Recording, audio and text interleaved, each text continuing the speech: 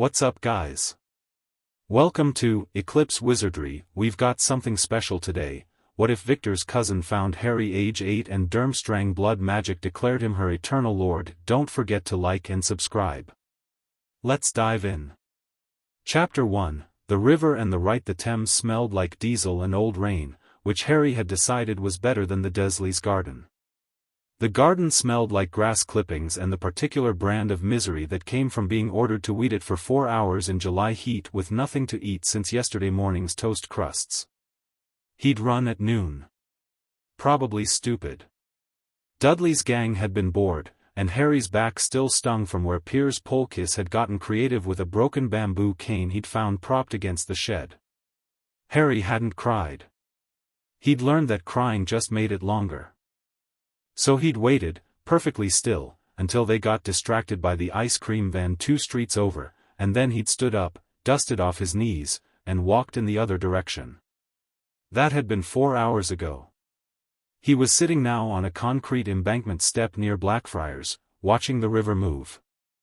The current was slow and brown and indifferent, pushing a plastic bottle and a clot of grey foam toward the bridge. He had his knees pulled up to his chest and his chin resting on top of them, and he was eating the last third of a pasty he'd found half wrapped in paper sitting on a low wall outside a bakery on the embankment. It wasn't thrown away, technically. Someone had left it there. He'd decided that was different enough. His trainers had a hole in the right toe. His t-shirt was 3 sizes too large, a hand-me-down from Dudley with smelting summer camp printed across the back in letters that had mostly peeled to ghost shapes. He had 14 pence in his pocket, which wasn't enough to matter, and nowhere in particular to go, which ought to have felt worse than it did. Somehow the river felt more like home than number 4, Privet Drive ever had. The Thames didn't care who you were. It just kept moving. He was watching a piece of grey driftwood navigate the current when he heard someone swear in a language he didn't recognize. It was a woman's voice. Sharp and irritated, not distressed, the voice of someone who had made an error in planning and was deciding how annoyed to be about it. It came from behind him and slightly to his left. Harry turned to look without really meaning to. She was standing about 20 feet away on the embankment path, staring at a map. Paper, not a phone. She had the expression of someone confronting an object that had personally wronged them. She was tall and pale in the way people from cold places often are, with dark hair pulled back in a severe braid and a coat that was entirely too heavy for July in London, dark wool, double-breasted, the kind of coat that said whoever wore it had come from somewhere that treated weather as an adversary. She had the kind of face that looked like it had been designed for severity, strong jaw, sharp angles, a mouth set in a flat line. But when she glanced up from the map, there was something in her eyes that made her seem younger than the rest of her, younger and, in that moment, genuinely lost.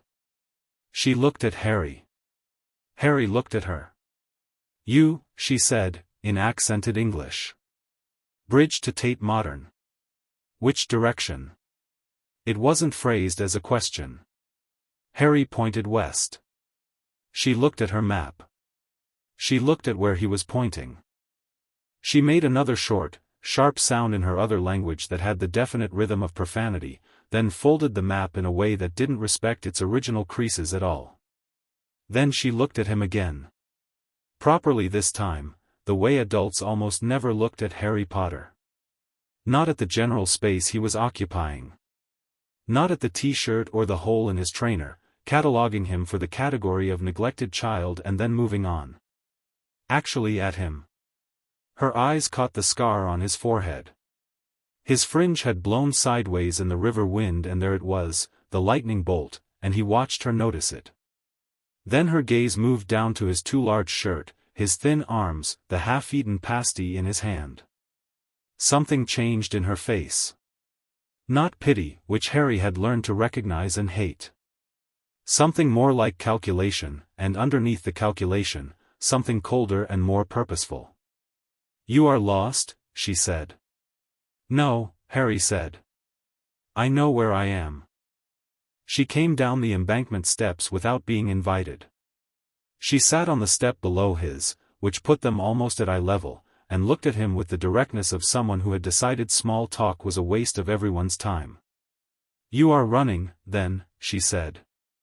Harry said nothing. She seemed to take the silence as confirmation, because she moved on without pressing it. "What happened to your back?" Harry went very still. He hadn't thought she could see it through the shirt.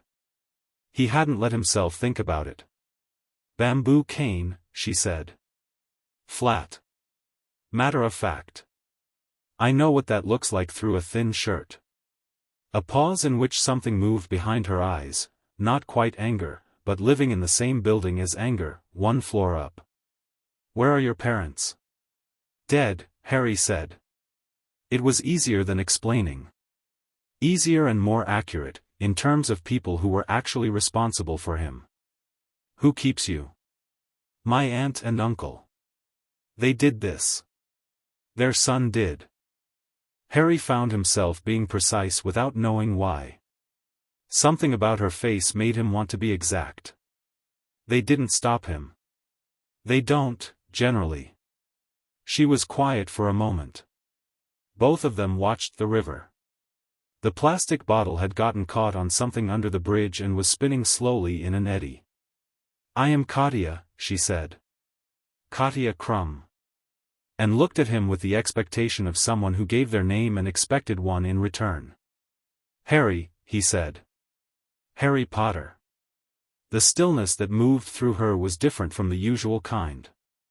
Harry had seen the usual kind enough times to know it by texture, the flinch of recognition, the complicated recalibration, the pity or the reverence or the nervous excitement, depending on the person. He'd never liked any of those responses and he'd never understood them, not fully, not yet. Katya Krum's stillness was none of those things. It was the stillness of someone who had just heard a word they'd read in old books and never expected to encounter in the living world. It was the stillness of a mathematician seeing a proof complete itself. "Potter," she said carefully. "Harry Potter." A beat. "Do you know what you are?" "8, Harry said. She stared at him. And then she laughed, a real one, short and sudden, ambushed out of her, and it changed her whole face. It made her look like someone who laughed easily when she let herself, and almost never let herself. "Yes," she said, recovering. 8. "I meant, do you know about magic?" Harry looked at her for a long moment. He thought about the school roof, the time he'd appeared there while Dudley's gang was chasing him, and he'd been 3 streets away a moment before and then suddenly he was up high with the wind in his face and no idea how he'd gotten there. He thought about his teacher Mrs. Hannigan's hair going blue when she'd given him detention for a prank Dudley had pulled, blue as a summer sky, all at once, in the middle of class, and then going back to normal by lunch because Harry had been so frightened of what Aunt Petunia would say that he'd spent the whole morning wanting it undone. He thought about the glass at the zoo, the year before, that had simply ceased to exist for long enough to let the boa constrictor out, and then come back. He thought about the dreams he had sometimes, where he was somewhere cold and immense, and the cold felt like home. "Yes," he said. Katya Krum nodded once, like that was exactly the right answer and she'd been waiting to hear it confirmed. She stood and held out her hand. It was a decisive gesture, no performance in it. "Come. I have a room at a hotel near Covent Garden. We will have supper and talk, and then I will decide what to do about you." She said it the way you'd say I'll decide what route to take, not unkind, just practical. Harry looked at her hand. He looked at the river. He looked at his 14 pence, metaphorically. He thought about the bamboo cane marks on his back and the Smeltings t-shirt and the pastry he'd found on a wall. Then he took her hand. The hotel was small and clean and smelled like central heating and new carpets. Katya's room had 2 single beds and a small round table by the window with 2 chairs, which Harry noticed with a feeling he couldn't entirely name. 2 chairs.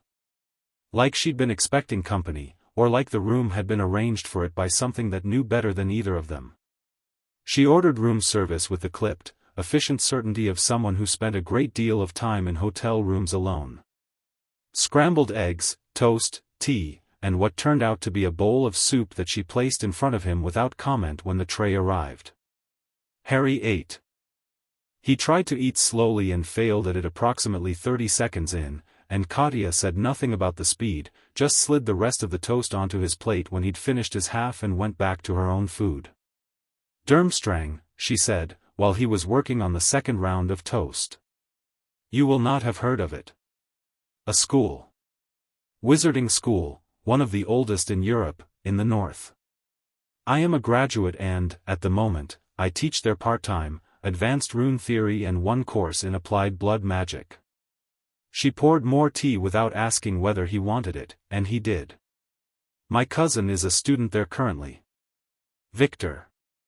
He is 12. Viktor Krum, Harry said. He'd heard that name. In the muttered world of things adults said around him and then stopped when they noticed him listening, in the whispered conversations he'd caught in shops when someone who looked ordinary did something that suggested they weren't. A boy prodigy. A flyer. The wizarding world was watching. Katya's expression did something subtle. It didn't exactly soften but it shifted, the way a piece of iron looks different depending on the temperature, still iron, but changed. You know him by name, she said. I've heard it. Harry mopped up the last of the eggs. Is he actually that good? He is exceptional, she said, with the specific flatness of someone who doesn't exaggerate about the people they love because the truth is sufficient. He will be the greatest Quidditch player of his generation. Perhaps 2 generations.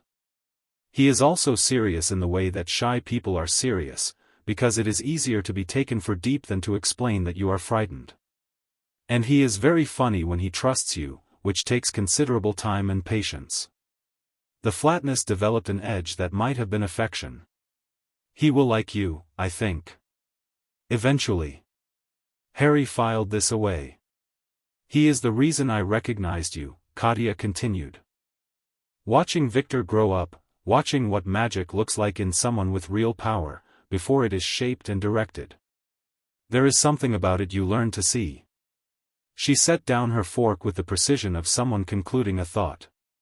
When I looked at you on that embankment, Harry, I saw something.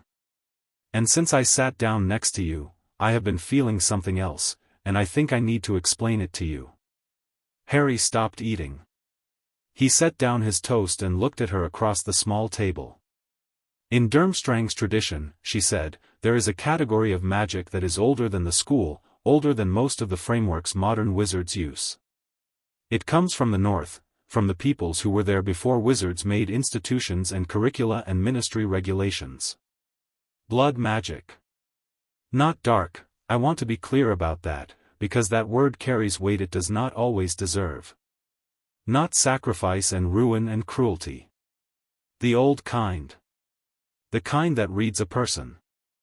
She folded her hands on the table. Her palms were against each other and he noticed, absently, that her hands were steady. It reads what is truly in someone. What they carry at the center of themselves. And when it finds something significant, it responds. Harry held her gaze. It's responding now? Since I sat next to you. She said it simply. No performance. There is a bond in the old tradition called the Eternal Lord Right. I have read about it in 3 texts, none of them less than 400 years old. It does not occur often.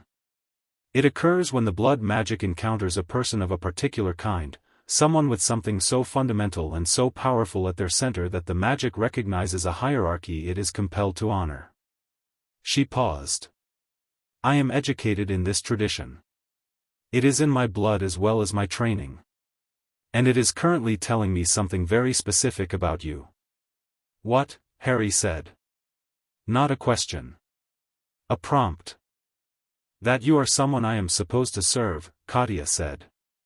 The word sat in the air between them. Harry turned it over. Examined it.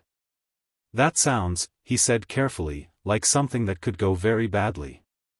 The corner of her mouth moved. Almost a smile. Yes. It is a thing that has gone badly, historically, when misused. When the one who is bound decides the title makes them a servant rather than a protector. When the one who is named decides it makes them an owner rather than a responsibility. She met his eyes. I am telling you what the magic is saying because you deserve to know it. Not because I intend to make you feel owned or managed or controlled. The right, if confirmed, does not bind you to anything. It binds me. To what? To your protection. Your flourishing. Your right to make choices. She said it with the directness she brought to everything. The old word for the relationship is difficult to translate, something between sworn knight and guardian, and I suppose the closest English has is liege, though that word has acquired connotations. She paused. You would be my lord in the sense that your life would take precedence over my convenience, my plans, my preferences. Not in the sense that you could command me to do wrong things. The right does not work that way. It is not slavery dressed in old language. It is a commitment. Harry thought about this for a while. Outside the window, a bus went by, briefly bright and ordinary. He said, and if the right doesn't confirm it? Then we finish eating, and I make certain you are safe, and I consider carefully what to do about your situation regardless, because what your relatives have permitted is wrong and I am not a person who walks past wrong things and pretends I didn't see them. She said this as if it were the most obvious statement in the world. The right changes what I am to you, not whether I am willing to act. He sat with this. He thought about Aunt Petunia, who was distantly correct to him in the way you are correct to something you are slightly afraid of and mostly resent. He thought about Uncle Vernon, who was loudly contemptuous except when he was briefly, confusingly hearty in public places, and then loudly contemptuous again on the drive home. He thought about Dudley, who was neither of those things because Dudley didn't bother with the performance, Dudley just hurt him because Dudley was bored and Harry was convenient. He thought about what it would mean to have someone whose primary obligation was his well-being. He thought about being 8 years old and having 14 pence and a river. Do the right, he said. Katya held his gaze for a moment, checking, he realized. Checking that it was a real decision and not desperation performing as decision. Apparently she found what she was looking for, because she reached inside her coat and produced a knife. It was small, bone-handled, with a blade that curved very slightly at the tip and runes carved along both sides that were old enough and worn enough that some of them were more feeling than line. She set it on the table between them carefully, not dramatically, not with ceremony, just with the attention of someone handling a thing that mattered. I want to say something first, she said. Harry looked up from the knife. You are 8 years old, she said. You have been living in a home where your choices were not respected and your person was not protected. I am aware that the offer I am making comes at a moment when you have very few alternatives, and I am aware that this could mean you are agreeing not because you truly want this but because it is better than what you have. She held his gaze, steady and direct. So I will tell you this clearly, if you agree to this right today and in a year or 2 years you decide you want something different, want to live elsewhere, want Hogwarts or the British wizarding world or any other path, that is your right. The bond will still exist and I will still be bound to you. But it will not keep you anywhere you do not want to be. Do you understand? Harry understood. More than that, he believed her. Something in the quality of her directness made disbelief feel like more work than it was worth. I understand, he said. Then we proceed. Katya took the knife and cut her palm in a single clean stroke, shallow, practiced, the motion of someone who had done ritual work before and didn't flinch from the physical requirements of it. She placed her hand palm up on the table and the blood welled slow and dark in the room's yellow light. She held the knife out to Harry. He took it. The bone handle was warm from her grip. He looked at his palm for a moment, the lifeline, the heart line, the small faded mark on his ring finger where a rose thorn had gotten him in Aunt Petunia's garden 2 summers ago. He cut across his palm and the sting was sharp and immediate and he didn't make a sound. He placed his hand over hers, blood to blood, and laced their fingers together the way she positioned them, not clasping, just aligned, palms flat against each other so the cuts were touching. The room went quiet. Not silent. The bus outside was still running. The central heating was still ticking. But the air changed, it pulled inward, the way air does before lightning, and Harry felt the hairs on his arms stand up and a pressure build in his ears like altitude change, and then the warmth began. It started at the point of contact. Right where his blood was against hers, a warmth that was too specific and too deliberate to be ordinary heat. It moved up through his hand, through the bones of his wrist, up his forearm, and Harry sat very still because it felt like nothing he'd ever felt before, not pain, not the weird accidental bursts of his own strange power. This was something reaching into him with absolute certainty, the way a key moves in the lock it was made for. It reached his chest and spread outward. It reached his scar. The scar had ached on and off for as long as he could remember, a low background hum that he'd stopped noticing the way you stop noticing the sound of traffic. Not pain, exactly. More like pressure. Like something on the other side of a door. Now it blazed. Not in pain. That was what startled him. He'd braced for pain, had some cellular memory of the scar hurting, but this wasn't that. It was heat and light and the specific sensation of something that had been holding itself tightly, releasing, unclenching, responding. Like the scar had been a question and the warmth was the answer. Like it had been called for years in a language it couldn't speak back in, and now, finally, the warmth gave it permission. He made a small sound without meaning to. The runes on the knife, lying flat on the table between them, lit up. Not all at once. One by one, in order, traveling from the base of the blade to the tip in deep red light that had nothing to do with the room's lamp. Each rune held its light as the next lit, until all of them were burning, and for a moment the knife looked less like a tool and more like a sentence being read aloud. Then the warmth receded, slowly and evenly, and the rune lights went out in the same order they'd lit, and the room was ordinary again. Katya sat back. She was looking at him with an expression he'd never seen on an adult face before and would need years to properly name. It wasn't awe, exactly, though awe was in it. It wasn't the complicated possessive reverence that some adults pointed at him when they heard his name. It was the expression of someone who had read about a thing in books for years and just watched it happen in front of them and was quietly, privately rearranging everything they thought they knew. "Well," she said, very quietly. "What?" Harry said. She looked at him for a long moment. He looked back. His palm had stopped bleeding, and when he looked at it he saw, instead of a cut, a mark, a rune, pressed into his skin like a brand that had always been there, clean-edged and dark. "The full right," Katya said. Her voice was not entirely steady, which he suspected was unusual for her. Not a partial confirmation, not a ward bond or a protective claim. The complete eternal Lord right. She paused. "I mentioned I had read about it twice in historical texts." "Yes." Both of those records were accompanied by accounts of what followed. Significant events. Changes to the shape of things. She was watching him with that measuring look, but the math she was doing was different now, bigger, more complex. One of those records was from the founding era of Durmstrang itself. The other was 400 years ago, and the outcome of that story took 3 generations to fully understand. "You're saying I'm going to be complicated," Harry said. She stared at him. And then she made that sound again, that surprised, ambushed laugh that she didn't seem to expect from herself. "Yes," she said. "I am saying that you are going to be very complicated." She leaned forward slightly. "But complicated in a way that is yours. Not Dumbledore's, not a prophecy's, not the version of you that the wizarding world has been building in its imagination for 7 years." Her voice went very flat and very certain. "Yours." Harry turned his marked palm over and looked at it again.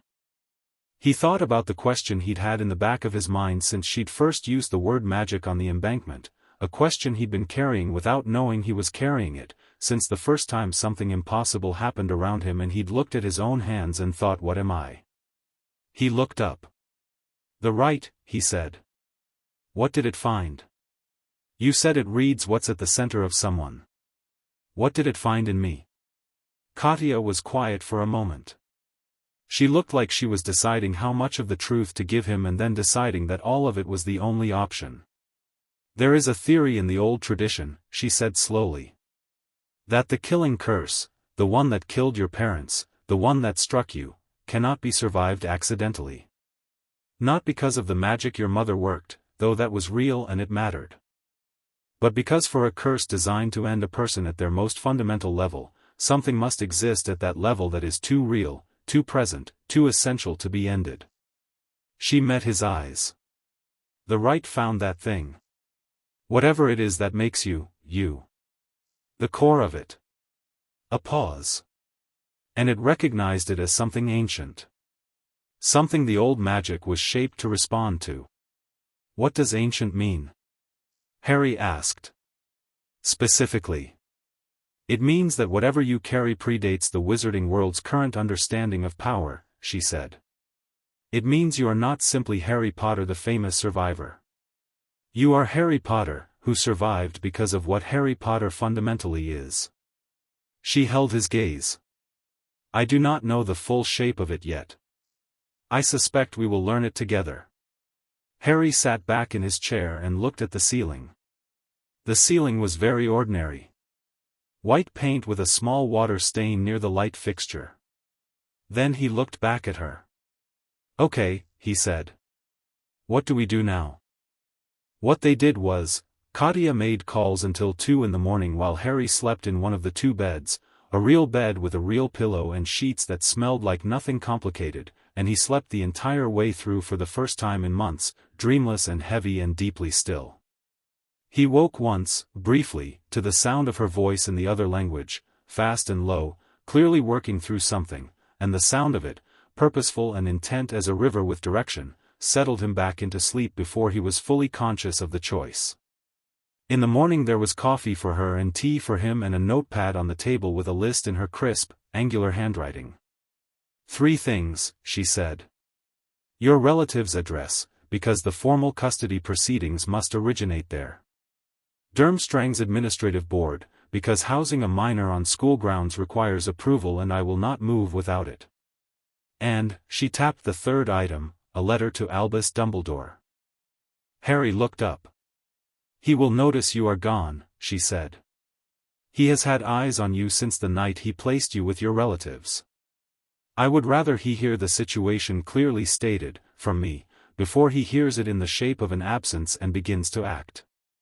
She looked at the notepad. He is not going to be pleased. Will he come for me? He will come for a conversation, she said. He does not use force. He uses persuasion, patience, and the long game. Something in her expression went very dry. I am also a person who plays the long game. We will see who has more patience. She drafted the letter to Dumbledore 3 times while Harry ate toast. He could see her across the table, writing and then reading back, writing and crossing out, writing again. The 3rd version was the shortest. She slid it across the table for him to read when she was done. Headmaster Dumbledore, I write to inform you that Harry Potter is in my care and will be leaving England with me within the week. The blood right of Durmstrang's oldest tradition has confirmed what I suspect you have known for some years about his significance, though I imagine you understand it differently than I do. I have initiated formal wizarding custody proceedings through the Continental Magical Coordination Office and have engaged solicitors in both Muggle and magical law. I am not your adversary. I am, however, immovable on this point. Harry will be educated, protected, and given the choices you did not give him. I trust you understand that this is not a negotiation. It is a courtesy notification. I trust this letter finds you in good health. Katya Krum. Harry read it twice. Is it too sharp at the end? Katya took the letter back. Read it. No, she said. Sharp is appropriate. I want him to know exactly where I stand before he decides on a strategy. She sealed it with a small tap of her wand. She'd produced the wand this morning, 11 inches of dark wood he hadn't gotten a good look at, and she used it the way she used everything, precisely and without flourish, and a blue rune bloomed on the envelope like a thumbprint. The next 3 days were full of strangers and paperwork and a great deal of very fast talking in rooms Harry was not entirely in. The first stranger was a wizard from the British Ministry's Muggle Liaison Office, thin, slightly fretful, a man called Fletcher who had a leather satchel so full of forms that it had to be magically expanded, and who kept glancing at Harry with an expression between professional obligation and personal uncertainty, like he was trying to decide whether he was supposed to bow. He spent 4 hours at the hotel table with Katya while Harry sat on the bed and read the book she'd produced from her bag, a primer in basic magical theory, old enough that the spine had been reglued at least twice, the paper yellowed to the color of weak tea. Harry read it cover to cover by early evening. He read it again before bed. The second stranger was from the Continental Magical Coordination Office, which was apparently the body that handled wizarding matters crossing multiple national jurisdictions. This one was shorter and rounder and visibly delighted about the whole situation in a way that made Fletcher look even more uncomfortable. There was a great deal of discussion between her and Katya in what sounded like 3 different languages, interspersed with the occasional precise English phrase like Article 7 provisions and precedent from the Brodsky case of 1961 and the Eternal Lord designation changes the custodial framework entirely.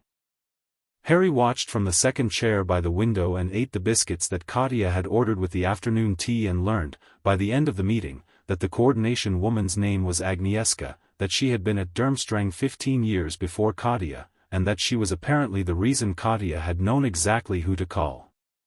By the end of day 3, things were, apparently, settled. The formal custody arrangement was something the Continental Office was designating a magical guardian bond, which apparently existed in wizarding law specifically for situations involving significant magical children and non-parent guardians and which could override standard Muggle custody arrangements in cases where magical welfare was at stake. Katya explained this to Harry in about 45 seconds with the efficiency of someone summarizing something they'd spent 3 days making happen. "The Dursleys?" Harry asked. "They have signed the relevant documents," Katya said. "Just like that?" "I had a conversation with your uncle by telephone." She folded the completed paperwork with care. It was brief. He looked at her face. "What did you say to him?" "I told him what I had found at the blood ritual," she said evenly. "And what that designation means in terms of the magical community's interest in you. And what would happen if the magical community became interested in why their Eternal Lord had been kept in a cupboard and fed less than the family dog." She set down the papers. He became more cooperative after that. Harry was quiet for a moment. "Then, he did keep me in a cupboard. Until I was 6. "Yes," Katya said. "I know." Her voice was exactly level and her hands, folding the papers, did not change their pace. "I also told him that if I ever heard his name connected to your life again, the conversation we'd have next would be in person." Harry looked at her. She looked back. "Come," she said. "There are things to pack." On the 4th morning, she handed him a bag. Inside it were clothes that fit, actual fit, waist and length, and a winter coat that was heavy and warm and dark green, and trainers with no holes in them, and a toothbrush and a paperback copy of the magical theory primer she'd lent him, so he'd have his own. He stood in front of the bathroom mirror in a green t-shirt that fit his shoulders and a pair of trousers that reached his actual ankles, and he looked at himself for a long moment. It was a strange thing, fitting.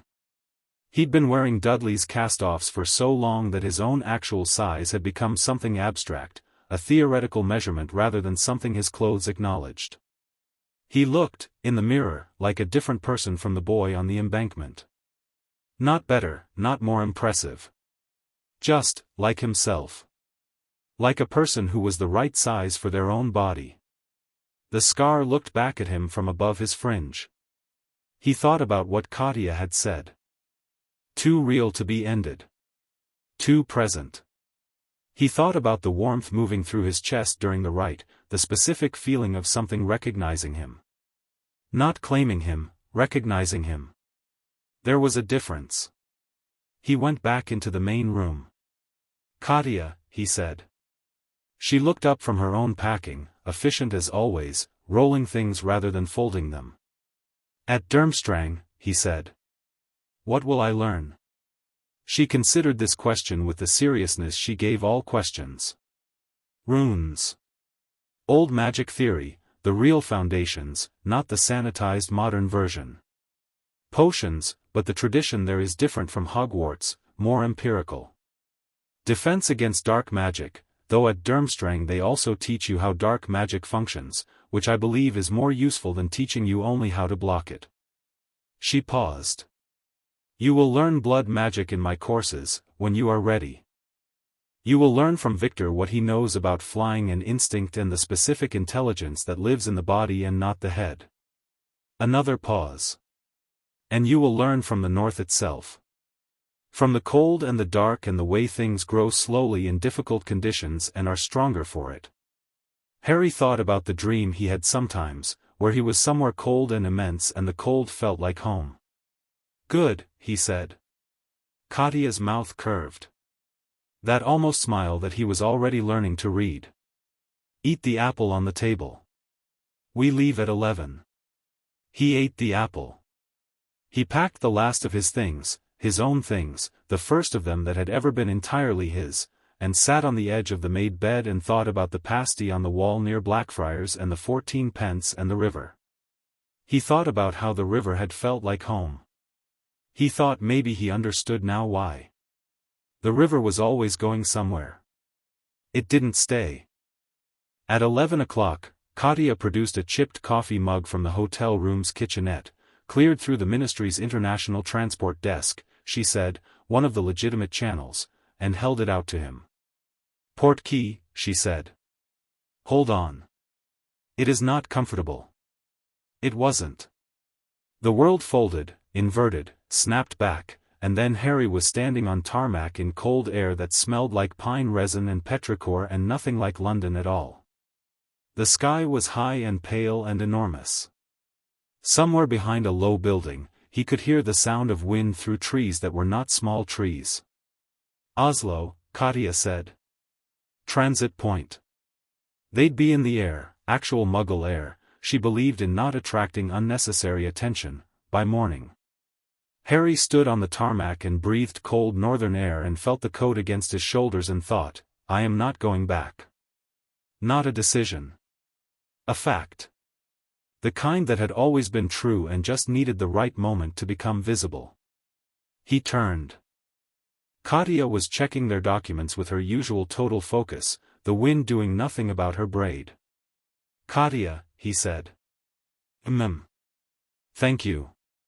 She looked up. She looked at him for a moment, that measuring look, that quality of genuine attention, and something at the edges of it that she probably wasn't fully aware of but that Harry could see clearly, because she'd been honest enough with him that he was learning how to read her. "Do not thank me yet," she said. "You have not seen winter at Durmstrang. You have not met Headmaster Karkaroff. You have not eaten the food, which is excellent but very heavy, and you have not experienced Viktor's idea of a friendly greeting, which is to say nothing and stand near you until you understand that he has decided you are acceptable." Harry almost smiled. "That sounds manageable." "Everything is manageable," she said. "That is the first thing Durmstrang will teach you." She handed him his travel papers. "Come." He took the papers. He walked beside her toward the small transit building, past the pale northern lights of Oslo's wizarding port, and the cold air moved around him and the scar on his forehead held its warmth and behind him the continent of England became something he was moving away from. He didn't look back. Chapter 2, The Iron Shore. Durmstrang arrived in stages. First it was the sea, the Norwegian coast giving way to something rougher and more deliberate, the water going from grey-green to a color Harry didn't have a name for, somewhere between iron and ink. The ship they were on was a Durmstrang transport vessel, wide-bottomed and dark-hulled, the kind of boat that had been built to argue with the North Atlantic and usually win. Harry stood at the bow for most of the last 3 hours of the journey because the cold didn't bother him the way it bothered the 3 other passengers huddled in the cabin below, and because the sea was the most interesting thing he'd seen in his life.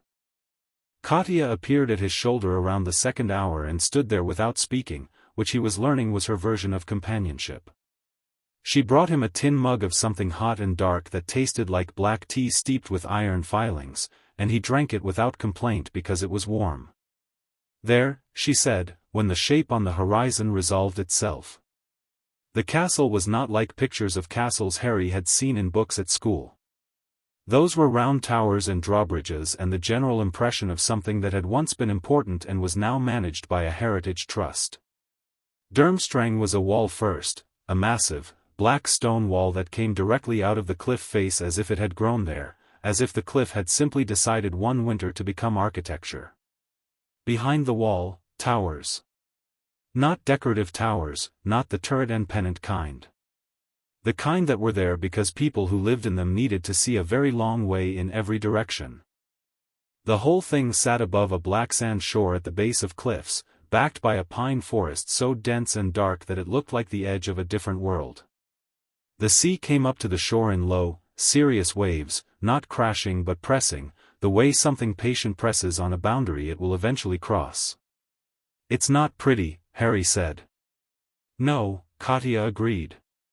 "It is not meant to be pretty." The ship ground against the stone dock and lines were thrown and Harry picked up his bag and followed Katya down the gangplank. The black sand compacted slightly under his feet with each step, firm and cold, and the wind off the sea hit him full in the face and tasted like salt and something else, something older, something that pressed at the same place in his chest that the right had moved through, a specific pressure like a note being held. He stopped walking for a second. Katya noticed. She always noticed. "The magic of the place," she said, not turning around. "The school holds old wards. Blood wards, in part. They are reading you." She paused. "Let them." Harry breathed out and kept walking. The pressure eased, then settled into something that was less like a test and more like an acknowledgement. Like a door that had considered him and opened. The gate was iron. The runes across its arch were deep-cut and old enough that they'd been partially worn smooth by weather, and as Harry walked under them the rune scar on his palm pulsed once, warm, and went still. He didn't mention this to Katya. He suspected she already knew. The first month was a reckoning. Not with magic, with cold. With the dark, which arrived early at this latitude and arrived with conviction. By October the sun was making only brief, apologetic appearances before retreating again, and the wind off the sea was a persistent, deliberate presence that found every gap in a coat and treated them as invitations. Harry wore his green coat and a scarf Katya produced from somewhere and adapted within 3 weeks, because adapting was something he was good at. You either adapted to difficult conditions or the difficult conditions won, and Harry Potter had a constitutional objection to things winning. He learned the castle in the way you learn a place that resists knowing, methodically, patiently, one corridor at a time. Durmstrang was not laid out in any way that Western European castle logic would recognize. It had corridors that turned based on the time of day, staircases that were in different places depending on the light, and a section of the east wing that the older students referred to only as the deep hall, which Harry had not yet seen but intended to. Classes were in session when he arrived, the school year already 2 weeks old. This meant that Harry was placed initially with a group of Katya's choosing, a small, intensive study group she called a form, 5 students working at different year levels in an independent track used for students with unusual academic profiles or unusual life situations. The other 4 students in the form ranged from 9 to 14 and came from Bulgaria, Finland, Hungary, and, improbably, Egypt.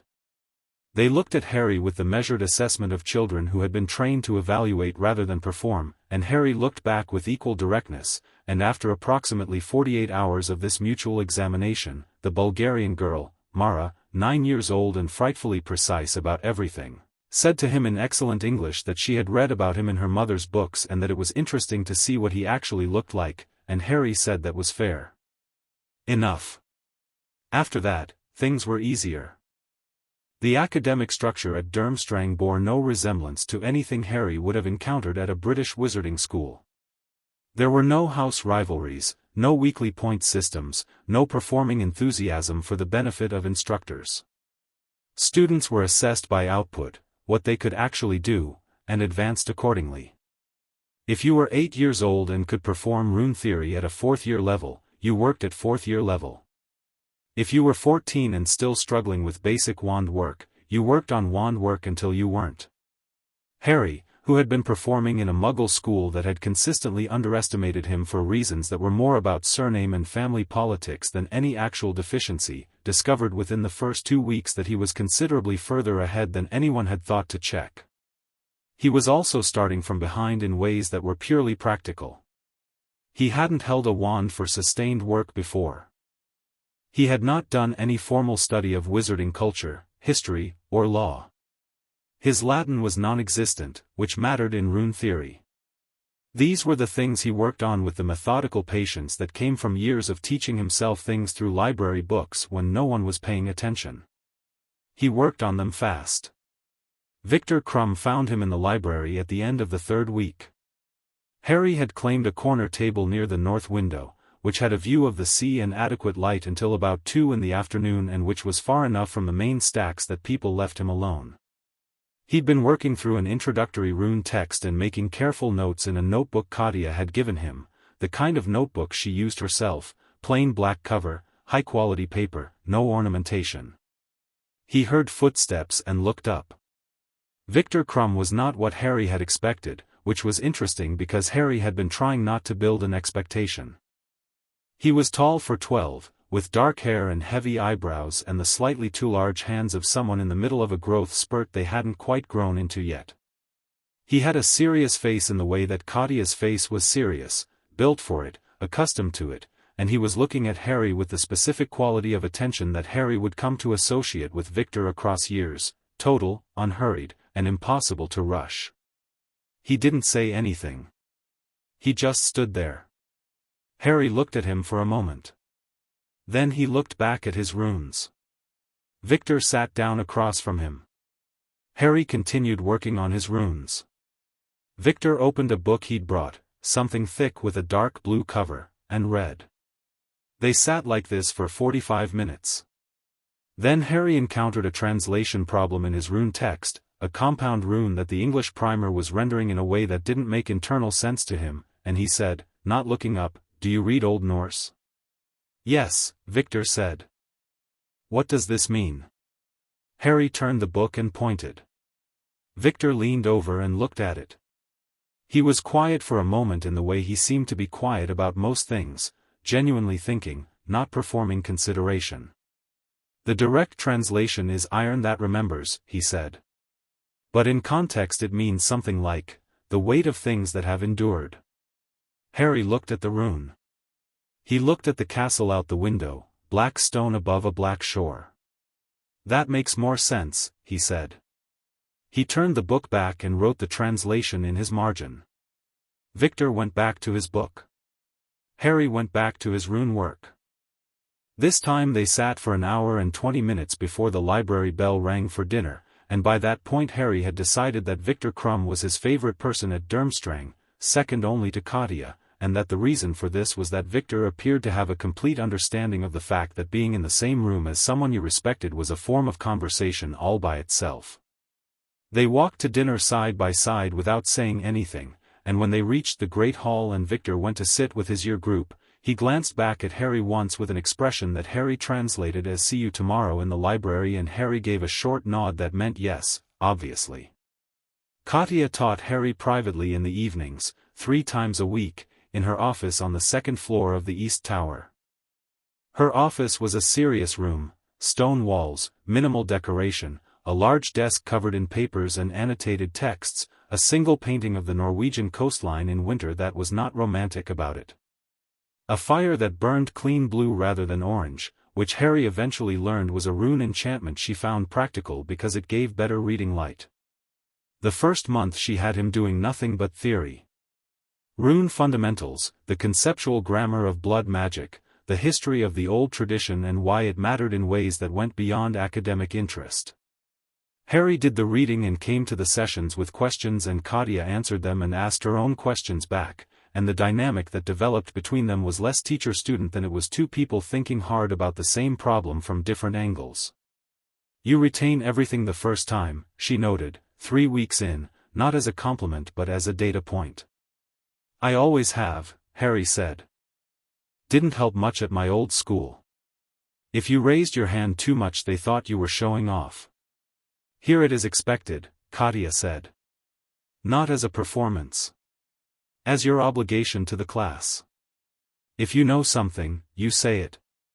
If you don't know something, you say that also." She handed him the next text.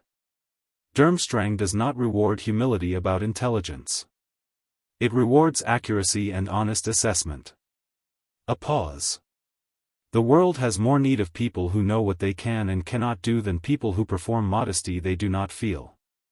Harry took the text and thought this was probably the most useful thing any teacher had ever said to him.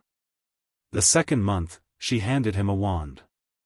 Not his own was apparently a matter requiring significant consideration, she said, and she had contacted a wand maker in Norway that she trusted. In the meantime he would practice with a practice wand, which was a plain 11-inch piece of birch with no specific core character, designed to be neutral enough for any student to use. Harry held it and felt the absence of resonance immediately. The wand was correct and functional and completely wrong for him, the way a key could open a lock without being the right key for it. But he worked with it anyway, because that was the point. Learning to do precise wand work with a tool that wasn't attuned to you was like learning to balance with your hands tied behind your back. If you could do it that way, doing it with the right wand later would be instinctive. His control was strange from the start. Durmstrang's instructors, he attended group lessons now for most subjects, having been moved up 2 years after the first assessment, noted it in their characteristic Durmstrang way, which was to simply state the observation and proceed. "You overpower most spells by approximately 30%, his defense instructor said, a compact Finnish woman named Instructor Lottie who had the demeanor of someone who had seen a great deal and was rarely impressed and was currently interested. "Not because you cannot control the output. Because your baseline output is higher than standard calibration assumes." She wrote something in her assessment book. "We will work on precision." Harry worked on precision. It was painstaking and detailed, and he found it genuinely interesting, the way a very high-powered instrument required finer control, not less control. It was like learning to write very small. The potential was always there. The work was in the restraint. He blew out 2 windows in his first month of wand practice. Lottie added this to her notes without any apparent distress. The wand maker came in November.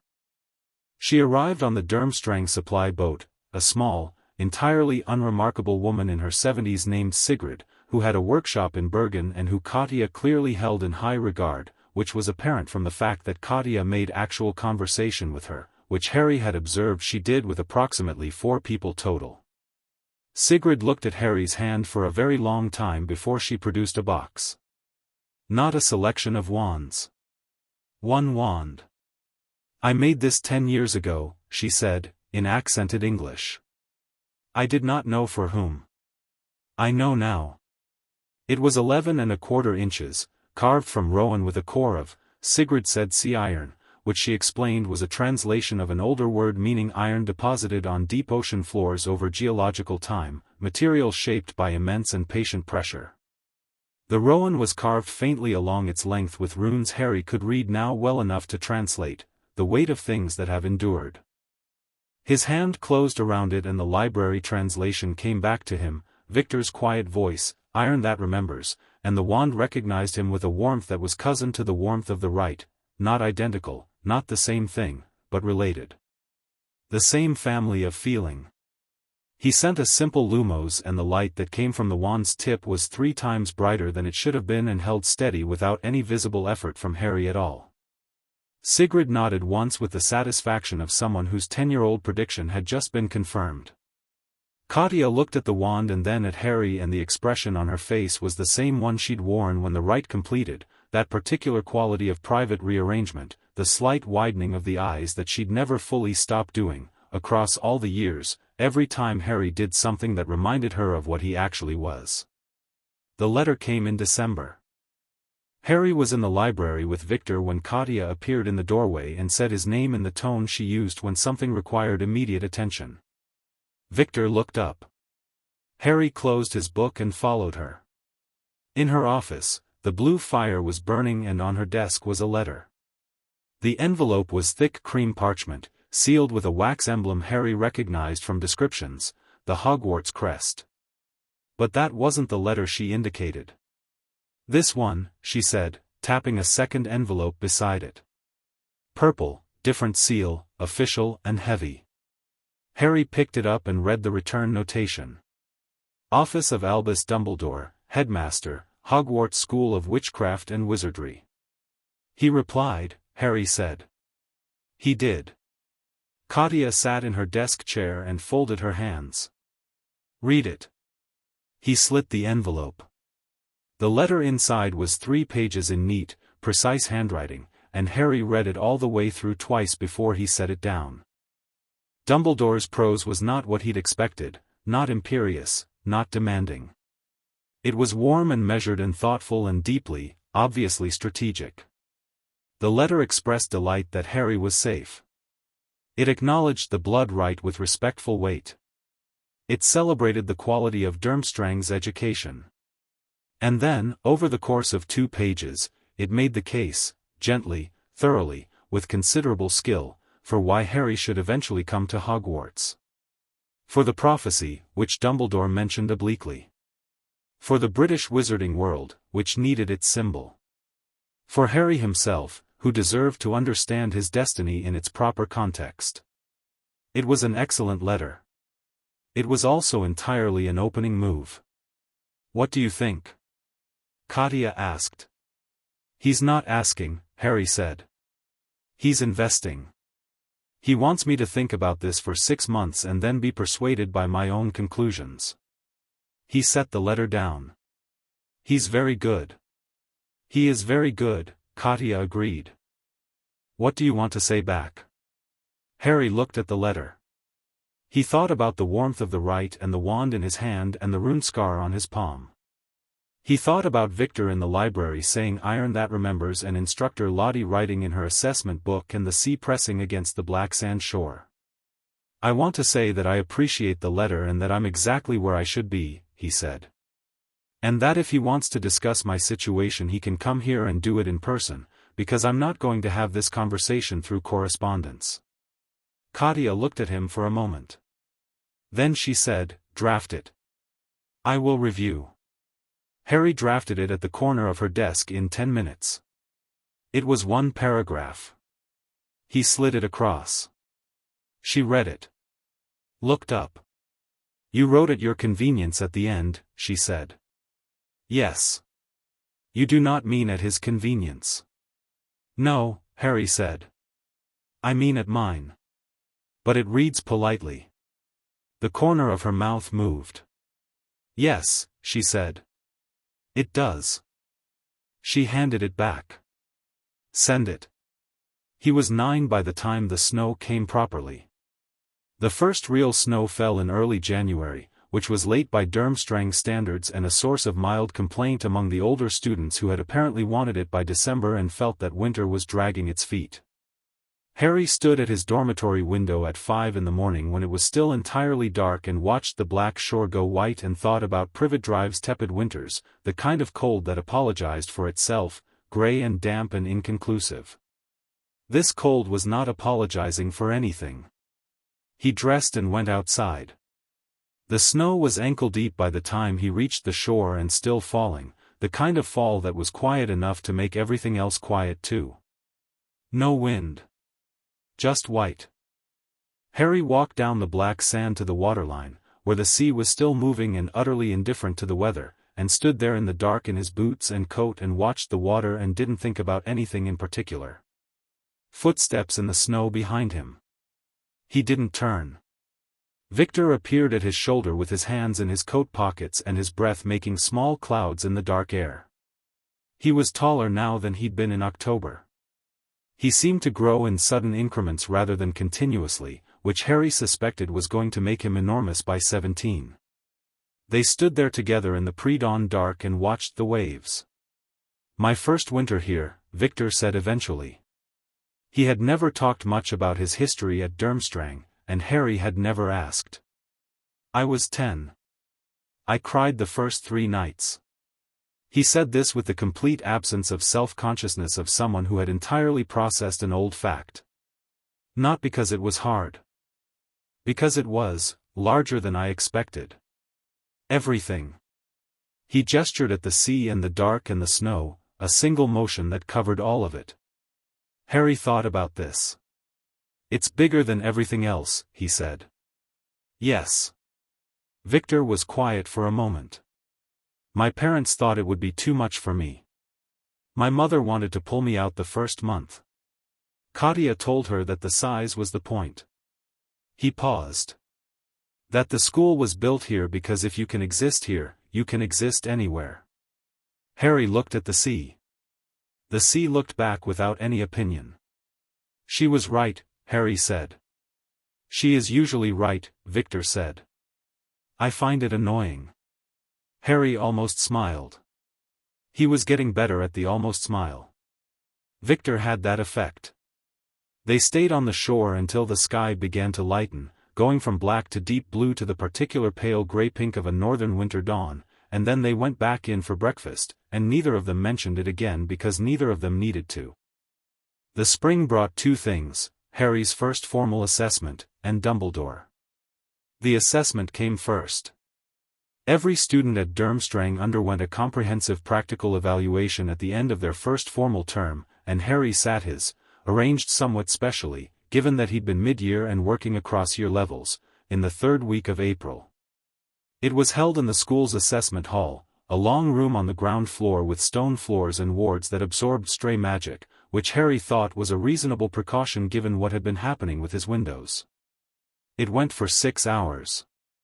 3 examiners, all of whom Harry hadn't worked with directly, a methodical man from the school's theory faculty, a battle magic specialist named Instructor Voss who looked like he'd been carved from the same stone as the castle walls, and a woman from the rune and blood magic faculty who took notes constantly and asked the most interesting questions of the 3. Harry worked through the practical components with the steady attention Katya had trained into him, not performing, not rushing, just doing the work accurately and consistently, which was how she'd said assessments should be approached. He got 2 things wrong. He got everything else right. Several things he got more right than the assessment was designed to measure, which Instructor Voss noted by stopping mid-exercise and asking Harry to do it again at full output and then writing in his notes for a very long time.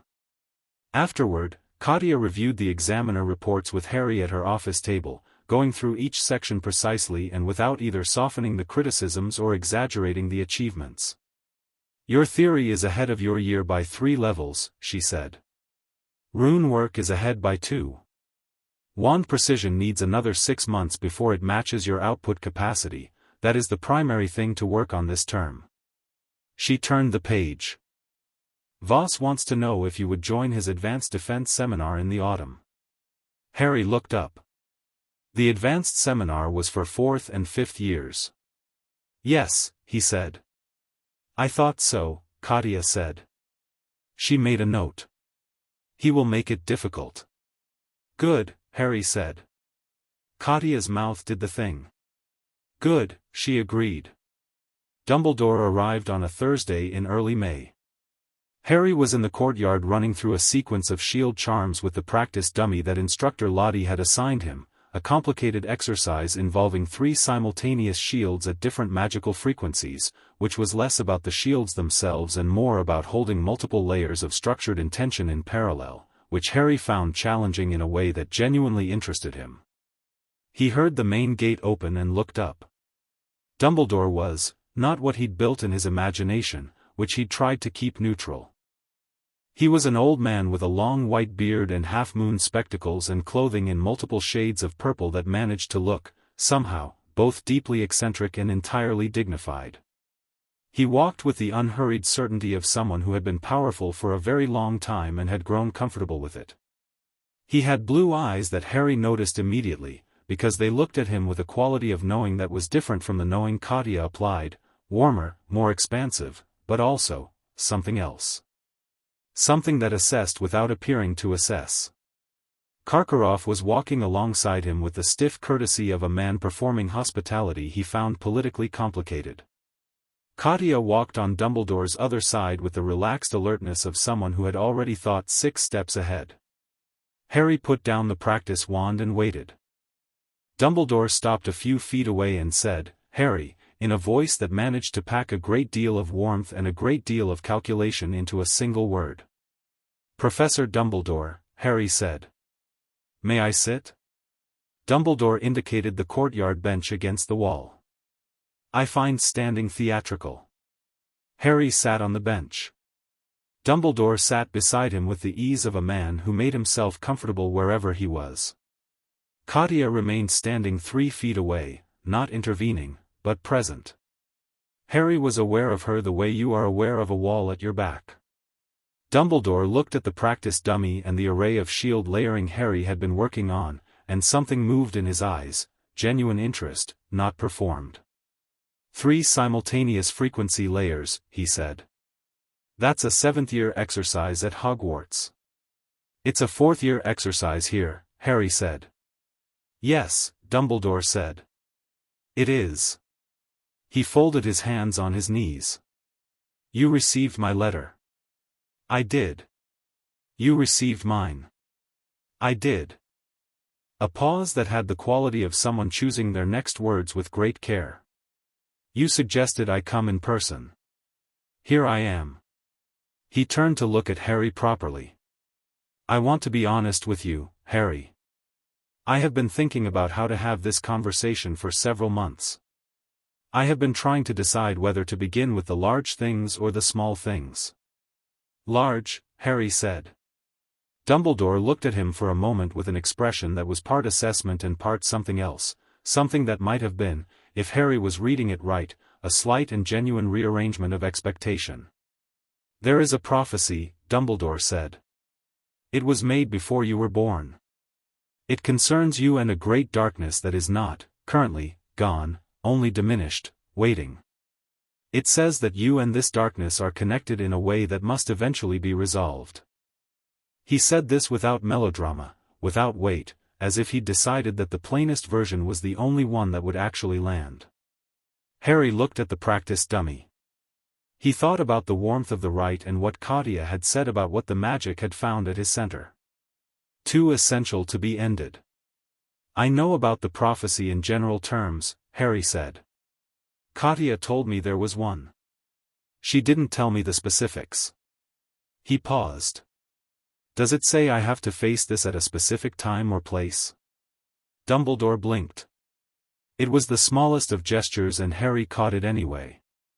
Not specifically. It indicates that one of you must destroy the other. The circumstances are, then the circumstances are mine to determine, Harry said. He said it without aggression, the way you state a logical conclusion. If the timing isn't fixed, then I get to choose when I'm ready. And I'm 9 years old. I'm not ready. He looked at Dumbledore directly. When I'm ready, I will know. I'll handle it. But I'm not going to spend my childhood preparing for someone else's war on someone else's schedule. The courtyard was quiet. The sea was somewhere below the wall, pressing on the shore. Dumbledore was quiet for a long moment. When he spoke again, his voice had a different quality, still warm, still strategic, but with something added. A kind of recognition. You are nothing like I expected, he said. I know, Harry said. I've been told that's your problem, not mine. Behind him, against the wall, Katya made a very small sound that she would have denied was a laugh. Dumbledore looked at Harry for another moment. Then he said, I would like to visit again. Periodically. Not to argue or persuade. Simply to know you. The person you are becoming. Harry considered this. You can visit, he said. Under 2 conditions. You don't treat the visits as campaigns. And you tell me the full text of the prophecy before you leave today. Dumbledore studied him. The full text is heavy. I'm aware things are heavy, Harry said. I grew up in a cupboard. Tell me. The old man was quiet for a long moment. Then he told him. Harry listened to the whole thing without changing his expression. The one with the power to vanquish the Dark Lord, born as the 7th month dies, marked as his equal, neither can live while the other survives. He sat with it for a moment after Dumbledore finished, turning it over. Equal, he said. Yes. Not superior. Equal. That is the word the prophecy uses. Then it doesn't guarantee anyone wins, Harry said. It just says we're the same weight. He looked at Dumbledore. That means preparation matters. And I'm being prepared. He stood up. Thank you for coming. Same time next year, if you want. He picked up his practice wand and went back to his shield layering. After a moment, he heard Dumbledore say something quiet to Katya, too low to catch the words, and Katya's response, also quiet. Then footsteps moving toward the gate. When Harry looked up again, Katya was standing where she'd been standing before, watching him. You were listening the whole time, he said. In case you needed to stop it. Yes, she said. You didn't. No. The almost smile. I didn't need to. Harry went back to his shields. The 3 layers came up cleaner this time, more parallel, steadier. Something in the conversation had settled something in him, balanced some weight. He held them for a count of 30 and let them down and felt the courtyard around him, the stone and the cold air and the sound of the sea, and the school's old magic pressing gently against the rune scar on his palm like it was checking in. He pressed back.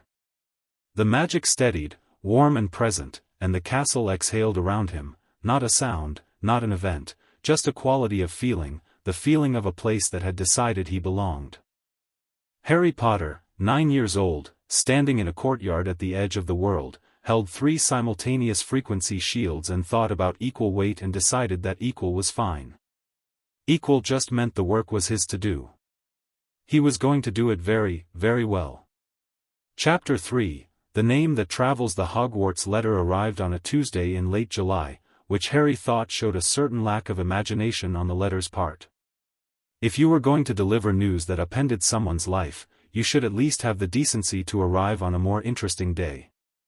He was 11 now, which had crept up on him the way significant things often did, gradually, and then all at once. The July before had been his last summer on the Norwegian coast with Katya, spending mornings on advanced rune theory and afternoons in the sea with Viktor, who had developed an absolute certainty about everything nautical that Harry found both impressive and mildly alarming given that Viktor was primarily a land-based person. The summer before that had been in Bulgaria at the Krum family estate, which was where Harry had learned Bulgarian swear words from Viktor's grandmother, a small fierce woman in her 80s who had taken one look at Harry and declared him acceptable in the tone of someone awarding a very high honor. 3 years at Durmstrang had made Harry into something the school recognized and expected but that the wider wizarding world had not yet seen. He was taller, harder, more certain in his movements. He had Viktor's quality of stillness but none of Viktor's shyness. When Harry was still, it was deliberate, the stillness of someone who had chosen to wait and could equally choose not to. He had Katya's precision and a version of her humor, drier and quicker than she deployed hers. He had the castle's quality of endurance, which was something you either absorbed from Durmstrang or you left, and nobody who was still there after 3 winters had failed to absorb it. The letter came via owl, British barn owl, looking deeply out of place against the grey northern sky, and landed on the breakfast table with the authority of institutional correspondence. Katya looked at it. Harry looked at it. Viktor, sitting across from both of them and eating the dark rye bread he consumed in extraordinary quantities at all meals, looked at it and said, Hogwarts. Obviously, Harry said, and opened it. The letter was exactly what he'd expected, the cream parchment, the crest, the formal invitation to attend the finest school of witchcraft and wizardry in Britain, the list of required supplies. It was perfectly impersonal and perfectly correct, and reading it felt like receiving correspondence from someone who had been assuming things about him for his entire life without ever asking if the assumptions were accurate. He set it down. "Well," he said. Katya said nothing. She was watching him with the quality of attention she reserved for moments she'd decided were his to navigate. Viktor tore off another piece of bread. "Are you going?" "No," Harry said. "Good," Viktor said. "You would hate it. You don't know that. You would hate the sorting," Viktor said. "The hat, the ceremony, the division into houses like cattle into pens. You would hate it within the first hour, and everyone would know it from your face." He pointed a piece of bread at Harry. "I know your face." Harry considered this. Viktor was, unfortunately, correct. He would hate the sorting. He would hate being assigned a category before anyone had determined whether the category was accurate, the way he'd been assigned the category of unwanted, or troubled child, or boy who should be grateful for the roof over his head before anyone had checked what was actually true. "I'm writing to Dumbledore," Harry said. "He will come," Katya said. This was not a question. "He will come," Harry agreed. "And this time I'll have the conversation properly." He wrote the letter that evening in his room, which was on the third floor of the East Tower and had a window that faced the sea and a bookshelf that had required 2 expansions to contain the last 3 years of his reading. The letter was short. He thanked Hogwarts for the invitation, declined it, and indicated that Professor Dumbledore could visit at his convenience, which meant Harry's convenience, which Dumbledore had by now learned to interpret correctly. He sent the barn owl back with it and watched the bird diminish against the northern sky and thought, not for the first time, about what it would mean to meet the British wizarding world properly. Not in correspondence, not in Dumbledore's carefully managed visits, but in person, on ground that wasn't Durmstrang. The opportunity arrived, as good opportunities often do, slightly ahead of when he was entirely expecting it. The Magical Confederation's continental gathering was held every 3 years, rotating between wizarding communities across Europe and Northern Africa. It was part summit, part cultural exchange, part competitive showcase. Schools sent delegations, ministries sent representatives, independent magical communities sent whoever they thought would make them look best. It was the kind of event that people who cared about wizarding politics attended with great seriousness, and people who didn't care about wizarding politics attended anyway because the magical demonstrations were genuinely spectacular and the food was excellent. This year it was in Vienna, at a wizarding quarter that existed in the spaces between certain old Habsburg-era buildings and was accessible through 6 specific archways that looked like ordinary decorative stonework to muggles. Karkaroff announced Durmstrang's delegation in September, 3 months before the gathering, with the particular gravity he brought to announcements he considered significant. Harry was included, as a junior delegate, which was unusual but not unprecedented for students who were both academically exceptional and, in Harry's case, attached to a faculty member attending in an official capacity. Karkaroff said this with the careful neutrality of a man who had spent 3 years calibrating his opinion of Harry Potter and had arrived at something between strategic asset and ongoing uncertainty. Harry had calibrated his opinion of Karkaroff in considerably less time and with considerably less ambiguity, but he was patient about it because patience was something Durmstrang taught and because Karkaroff's political calculations, while self-interested, had not yet produced anything Harry needed to directly oppose. Viktor was also in the delegation, as Durmstrang's student showcase for the Quidditch demonstration component. He was 13 and flying at a level that had caused 3 separate international scouts to write to the school this year alone. Viktor received this news with characteristic silence and then said to Harry that night in the library that he would prefer not to be watched, to which Harry said that Viktor was going to be watched regardless and he should decide how he felt about that, and Viktor said that he didn't like it, and Harry said good, use it, and Viktor looked at him for a long moment and then said fine. The delegation left Durmstrang in December, via a combination of port keys and what Katya called the sensible option, which was an actual train from Oslo, because she had an objection to unnecessary magical travel when Muggle infrastructure was adequate and comfortable. Harry read on the train. Viktor slept. Katya worked through papers with the focused attention she brought to everything. At some point in the Alps portion of the journey, when the mountains outside the window were genuinely extraordinary and Harry had put down his book to look at them properly, Katya said without looking up from her papers, "There will be British wizarding representatives at the gathering." "I know," Harry said. "Dumbledore will be there. Likely some ministry officials." She turned a page. "It is possible that some of them will try to speak with you without my knowledge. I will not always be beside you." "I know that too," Harry said. "What will you do?" Harry looked at the mountains.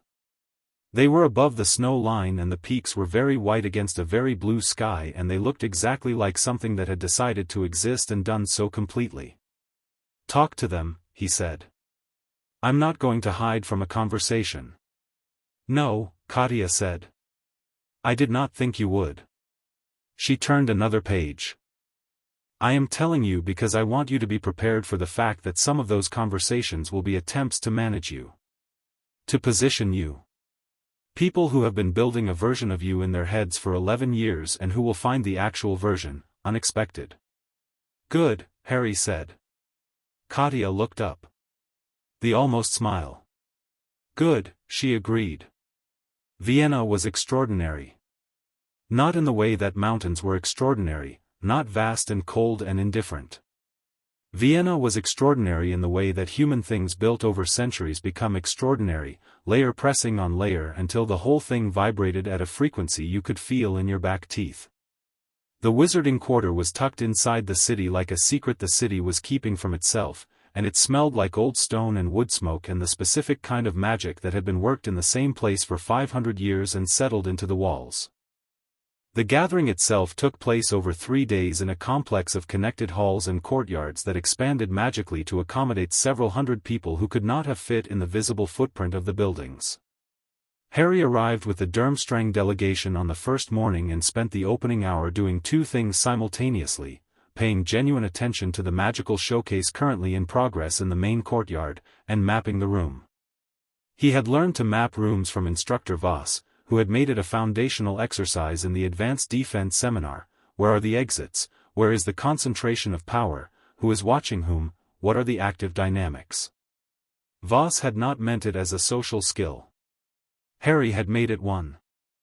The room had approximately 40 representatives of various schools and communities, 3 officials from the British Ministry in formal robes who stood together in the way that people stand together when they are slightly uncertain of their surroundings, and Dumbledore, who stood alone and didn't look uncertain of anything. Dumbledore found Harry inside the first 20 minutes, which was faster than Harry had expected, and spoke to preparedness.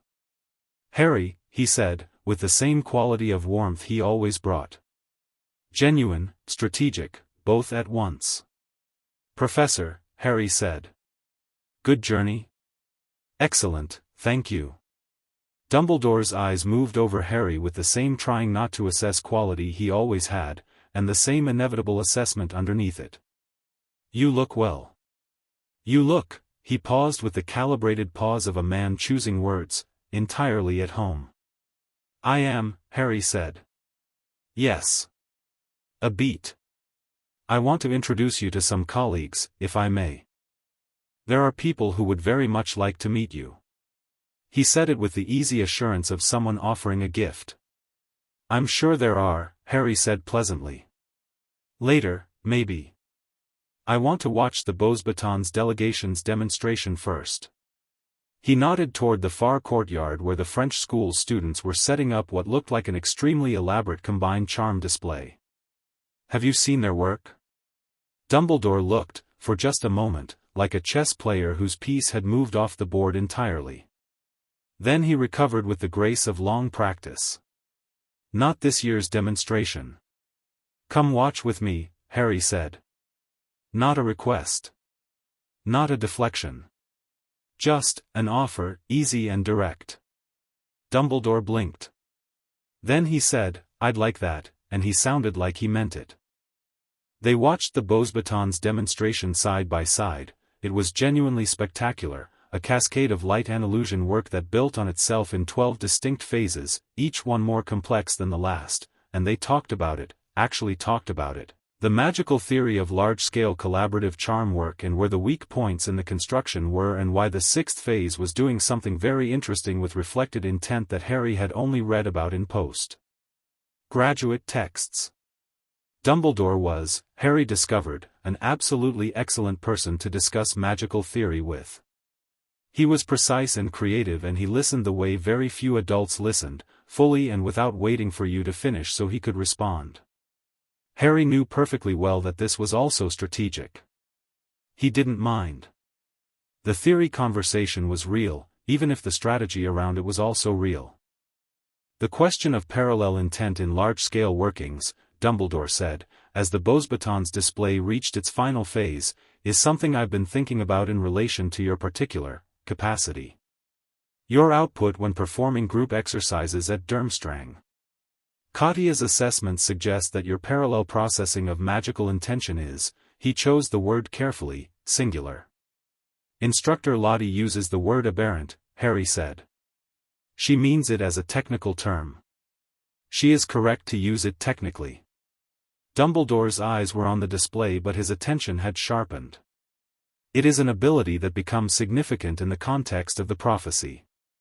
The kind of engagement it will eventually require, not today, Harry said. Pleasantly. Clearly. Dumbledore stopped. Looked at him. The theory conversation I'm enjoying, Harry said. The prophecy campaign I'm not interested in before lunch. He looked sideways at Dumbledore. Is that fair? Dumbledore was quiet for a moment. Then, with what seemed like genuine amusement, that is entirely fair. The display ended and the crowd applauded and they moved apart naturally, and Harry went to find Viktor, who was near the Quidditch preparation area looking at a broom setup with the expression of someone who had already identified 12 things wrong with the equipment allocation. How is Dumbledore? Viktor said, not looking up from the broom. Smart, Harry said. Keeps trying to manage me, keeps being genuinely interesting, can't entirely decide which one I find more useful. He looked at the broom Viktor was examining. What's wrong with it? The stabilization charm on the tail is miscalibrated. Viktor ran his hand along the broom shaft. Whoever set this up has not flown seriously. They calibrated for standard adult weight and standard adult center of gravity. I am neither.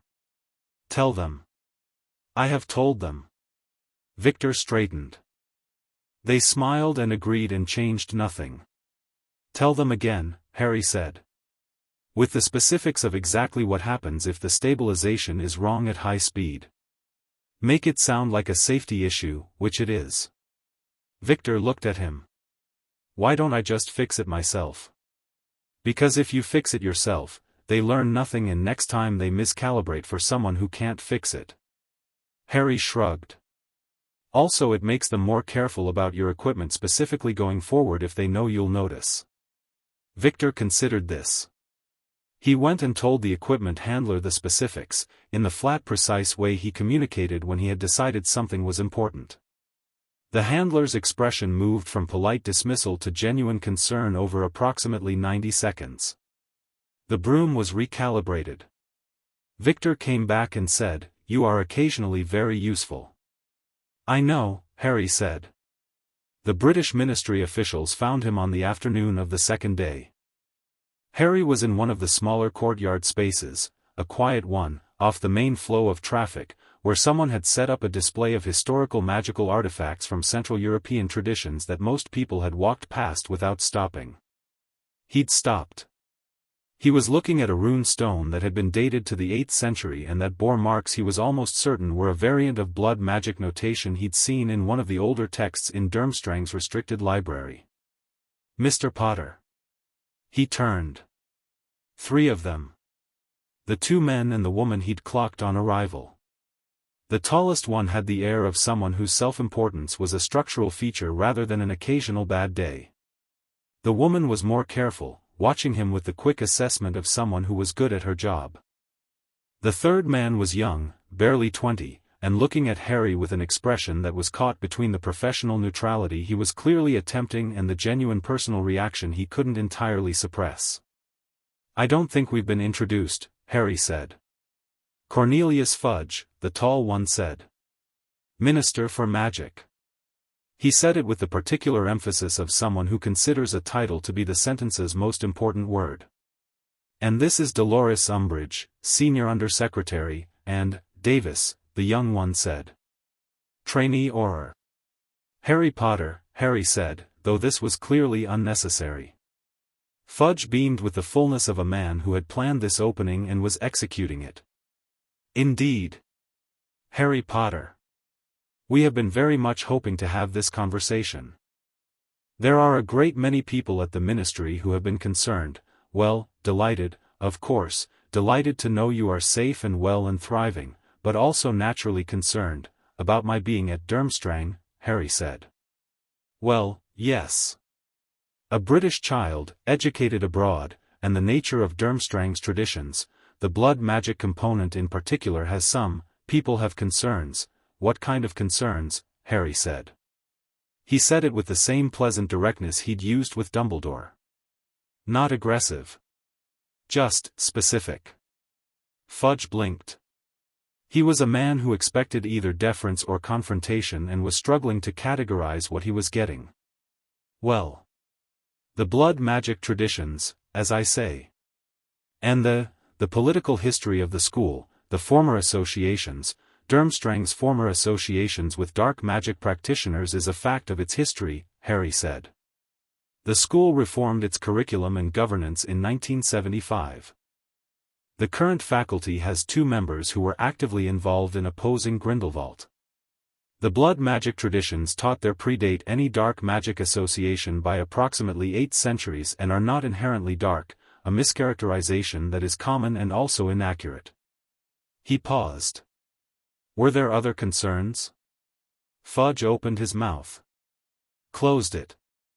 The woman, Umbridge, stepped in with the smoothness of someone who was much better at this than Fudge. Her smile was carefully calibrated, warm in a way that was precise rather than genuine. Mr. Potter, I think what the minister is expressing is that the British wizarding community has a great investment in your well-being. You are, forgive me, this is not intended to be uncomfortable, you are a figure of enormous significance to us. The boy who defeated you-know-who. People feel a connection. They feel a connection to a story about an infant, Harry said. The story is real. The connection they feel to it is real. But the connection is to that story, not to me, because they don't know me. He looked at Umbridge pleasantly. I don't say that unkindly. It's just true. Umbridge's smile held but something behind it recalibrated. She was, Harry noted, very good. She was also, he noted, the kind of good that made him trust her less rather than more, because the calibration was too precise, too practiced. Fudge's bluster was transparent and therefore relatively harmless. Umbridge's smoothness was not transparent and was therefore worth watching. We would like to change that, she said. We would like you to know your community.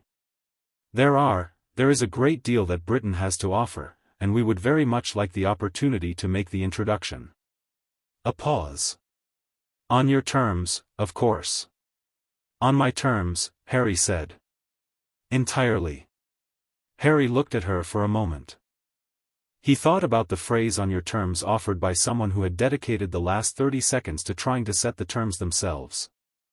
I'll think about it, he said, which was not a yes, and everyone present who was paying attention knew it was not a yes, but it was something Umbridge could write in her report as an opening, which Harry was willing to give her because it cost him nothing and it would make the next conversation easier to predict.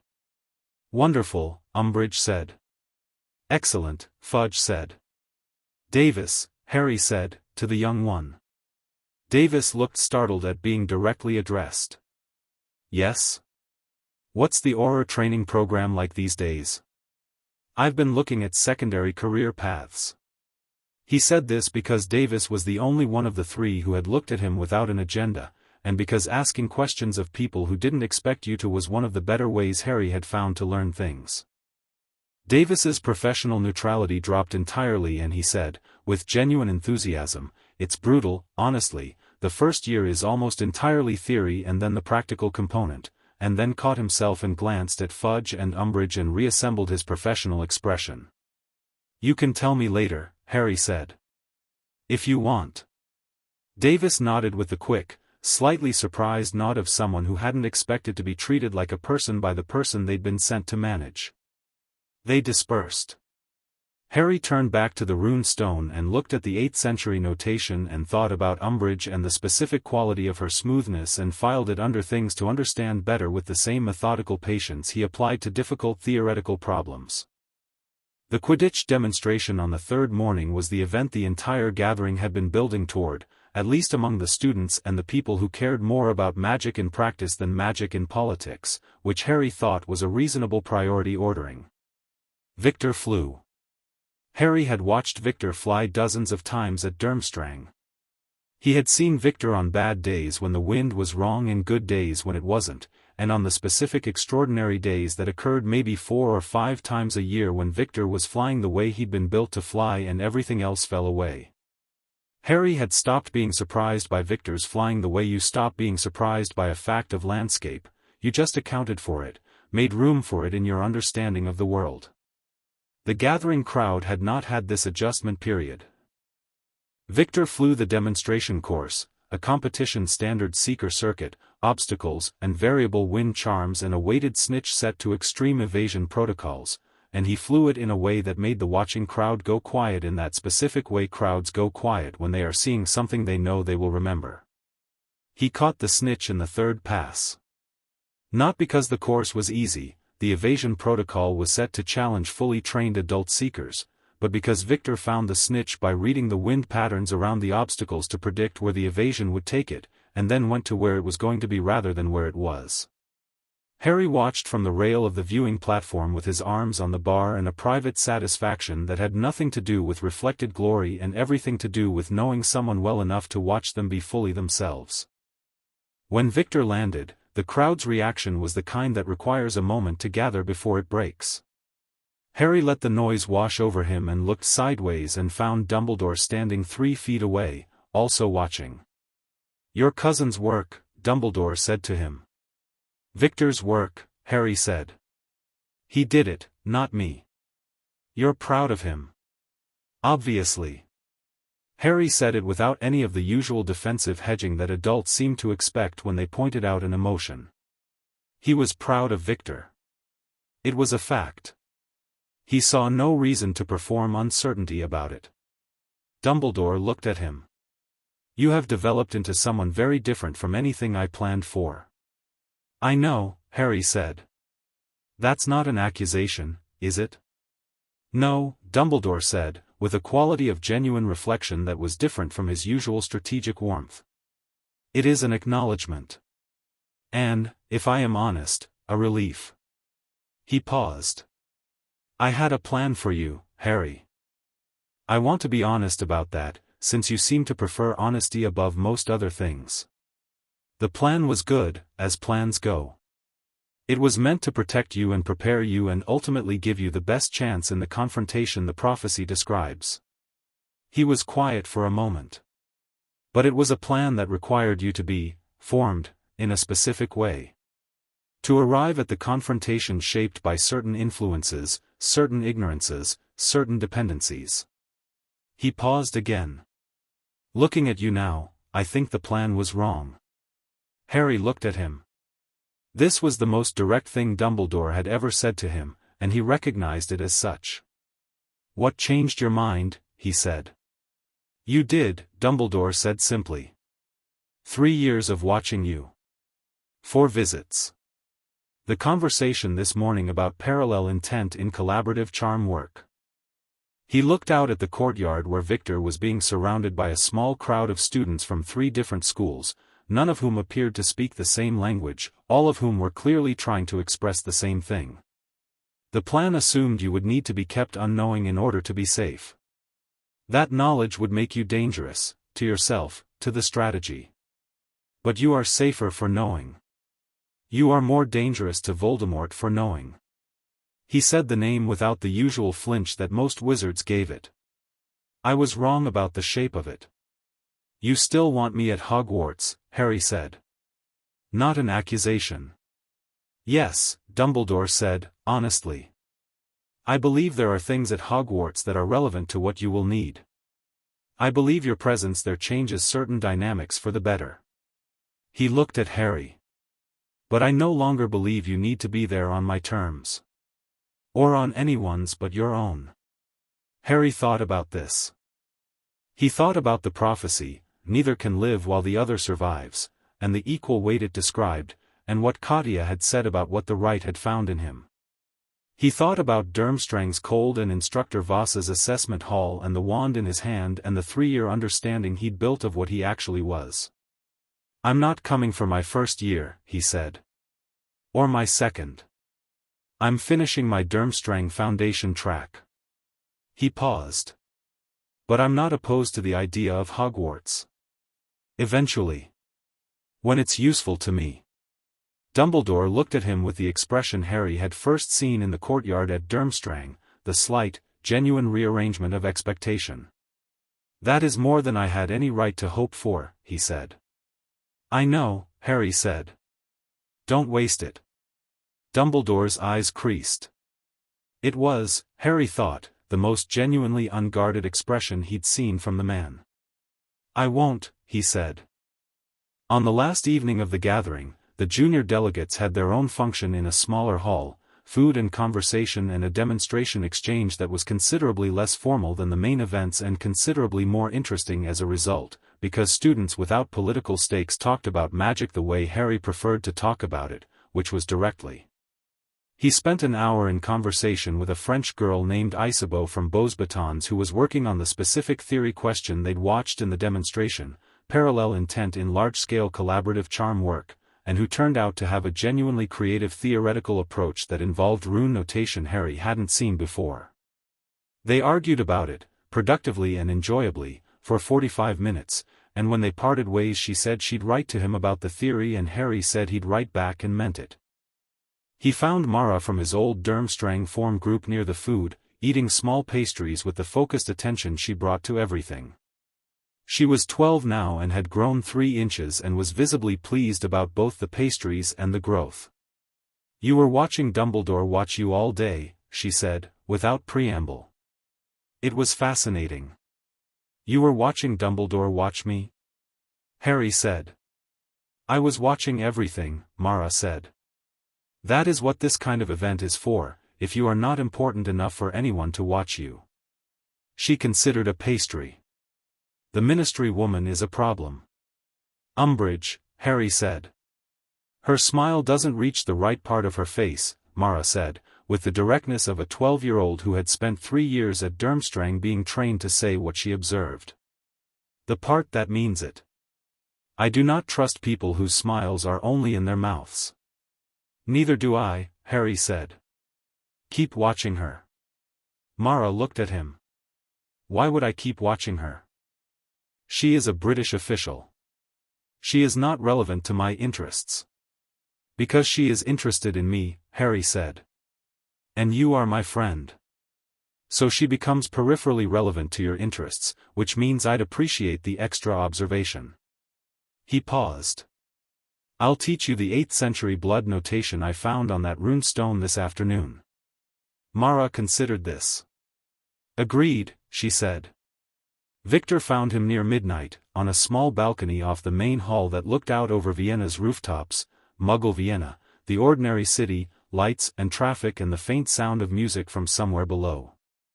Viktor had a glass of water and the expression of someone who had been talked at by a great many people for an entire day and was now very firmly done with it. He stood at the rail beside Harry and looked out at the city and said nothing for several minutes. Fudge's people offered me a ministry contract, he said finally. Harry turned. Already? You're 13. A conditional contract. Binding at 17, if I choose professional Quidditch. Viktor's voice was flat and precise, which meant he was annoyed. They presented it as an honor. As a connection between British and Bulgarian wizarding communities. He paused. It had 17 clauses and 2 of them had to do with media access. Media access to you? To me. To my public statements. Viktor looked at the city. It said in partnership with Ministry Communications Guidelines. Harry was quiet for a moment. You said no. I said I would discuss it with my family, Viktor said. Which I said in order to end the conversation without insulting them, because I have learned from watching you that insulting people by accident is less useful than insulting them on purpose. He glanced at Harry. You would have just said no. I would have said I'd think about it, Harry said. And then never thought about it. Viktor almost smiled. The almost smile was different on Viktor than on Katya. Katya's was quiet and calculated. Viktor's had something helpless in it, like being amused was something that kept happening to him despite his best efforts. Same result. Same result, Harry agreed. They stood on the balcony and looked out at Vienna and didn't say anything else for a while, and the city moved below them without caring about prophecies or contracts or the name that had been traveling through the wizarding world for 11 years, building up a weight of expectation and hope and fear and projection that had very little to do with the actual person it was attached to. Harry thought about the name. His name. The way Fudge had said it with that particular emphasis, Harry Potter, the way people in crowds sometimes said it when they thought he couldn't hear, in a tone that was asking the name to be something more than a name. A promise. An answer. He thought about what Katya had said on the second day in Oslo, standing on the tarmac with the pine-scented air and his travel papers in his hand. The version of you that the wizarding world has been building in its imagination. Not that, Harry. Yours. He thought about the rune on his palm, the weight of things that have endured. Viktor, he said. When you fly, Harry said. When you're actually flying, not performing, what does it feel like? Viktor was quiet for a moment, the kind of quiet that meant he was taking the question seriously. Like the only time I am not thinking about what I look like, he said finally. Or what I am supposed to be. He paused. Like being exactly what I am and only that. Harry nodded. Yes, he said. He understood that completely. Below them, Vienna went on doing what cities do, moving, breathing, carrying its history in its walls, and Harry Potter stood at 11 years old on a balcony above it and felt the rune scar on his palm pulse once, warm and certain, and felt himself pulse back. He knew what he was. He was ready to let the world find out.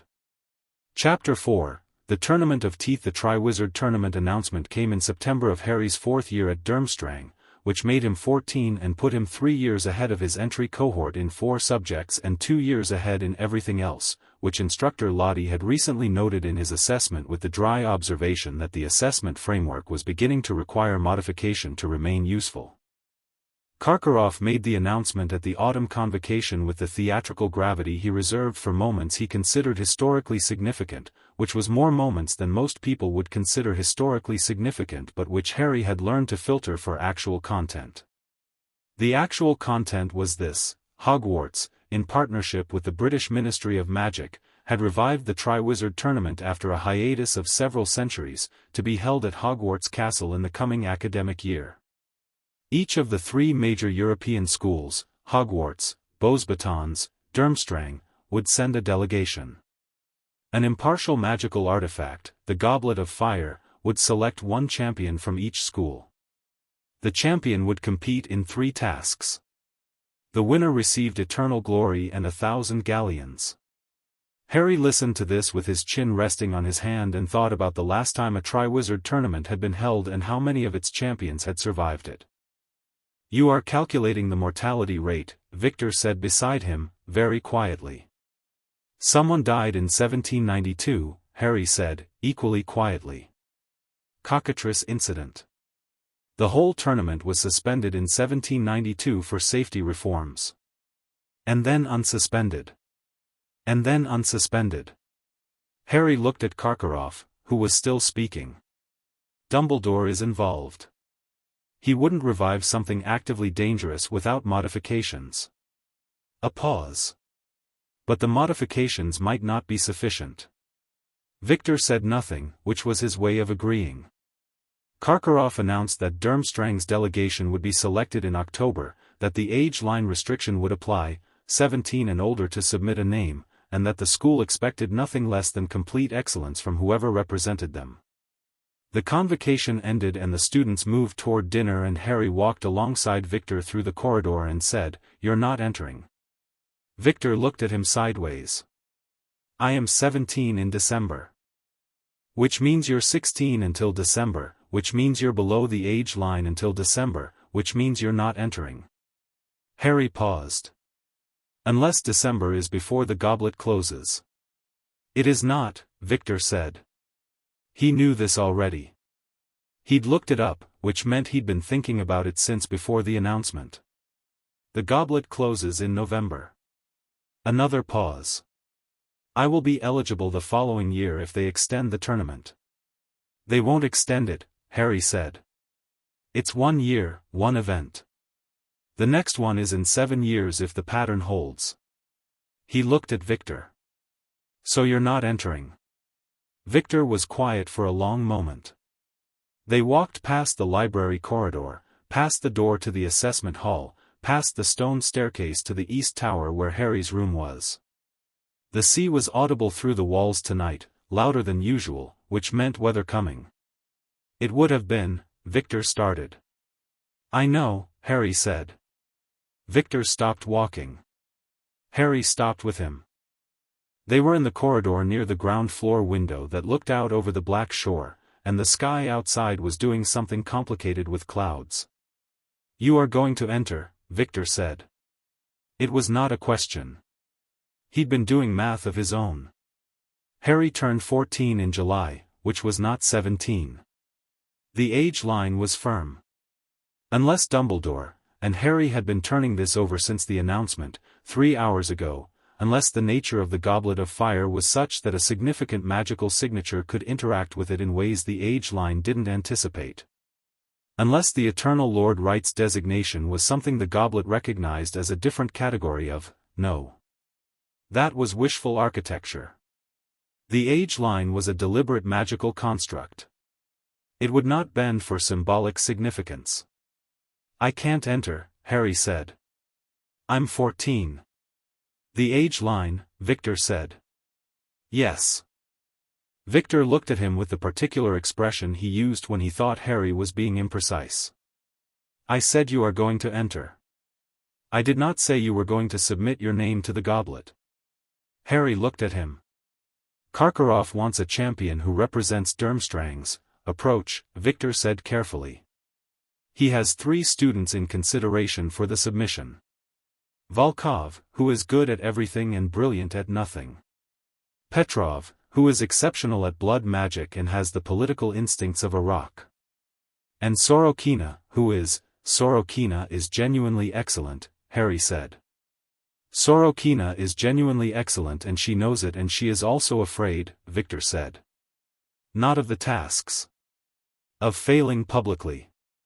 She performs well when the stakes are abstract and she performs badly when they become personal." He paused. "And none of them are what Karkaroff actually wants, which is a champion who cannot be managed or embarrassed or controlled, because that is what Durmstrang actually is, whatever Karkaroff's politics make of it." Harry looked at the window. The weather was arriving now, rain beginning, light and fast. "I'm 14, he said again. "The goblet does not care about years," Viktor said. "The goblet reads magical signature and intent. You know this. Katya told you the theory last spring." Harry had read the theory. He'd read it, specifically, because Katya had handed him the text with the expression she used when she was giving him information she was not going to editorialize about, the expression that said, "Here is a thing you should understand, what you do with it is your choice." The Goblet of Fire was old. Older than the tournament itself. It had been used before the tournament existed, in a different context, for a different purpose. The original function was closer to what Durmstrang's blood magic tradition did, reading the essential nature of a person and assigning weight to it. The age line was a modification, a later addition, a safety restriction layered onto an artifact whose core function was assessment rather than selection.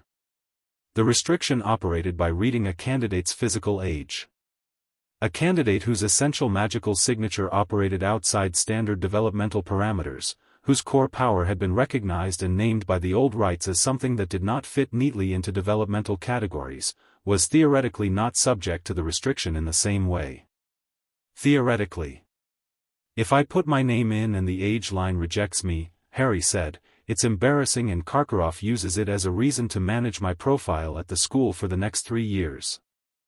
If you put your name in and the goblet accepts it, Viktor said, Karkaroff cannot touch your profile because you are the champion and the tournament has its own authority structure that supersedes the school's. He paused. Also, you will be competing in a thing that was designed to kill people and has historically done so. Yes, Harry said. That part is also relevant.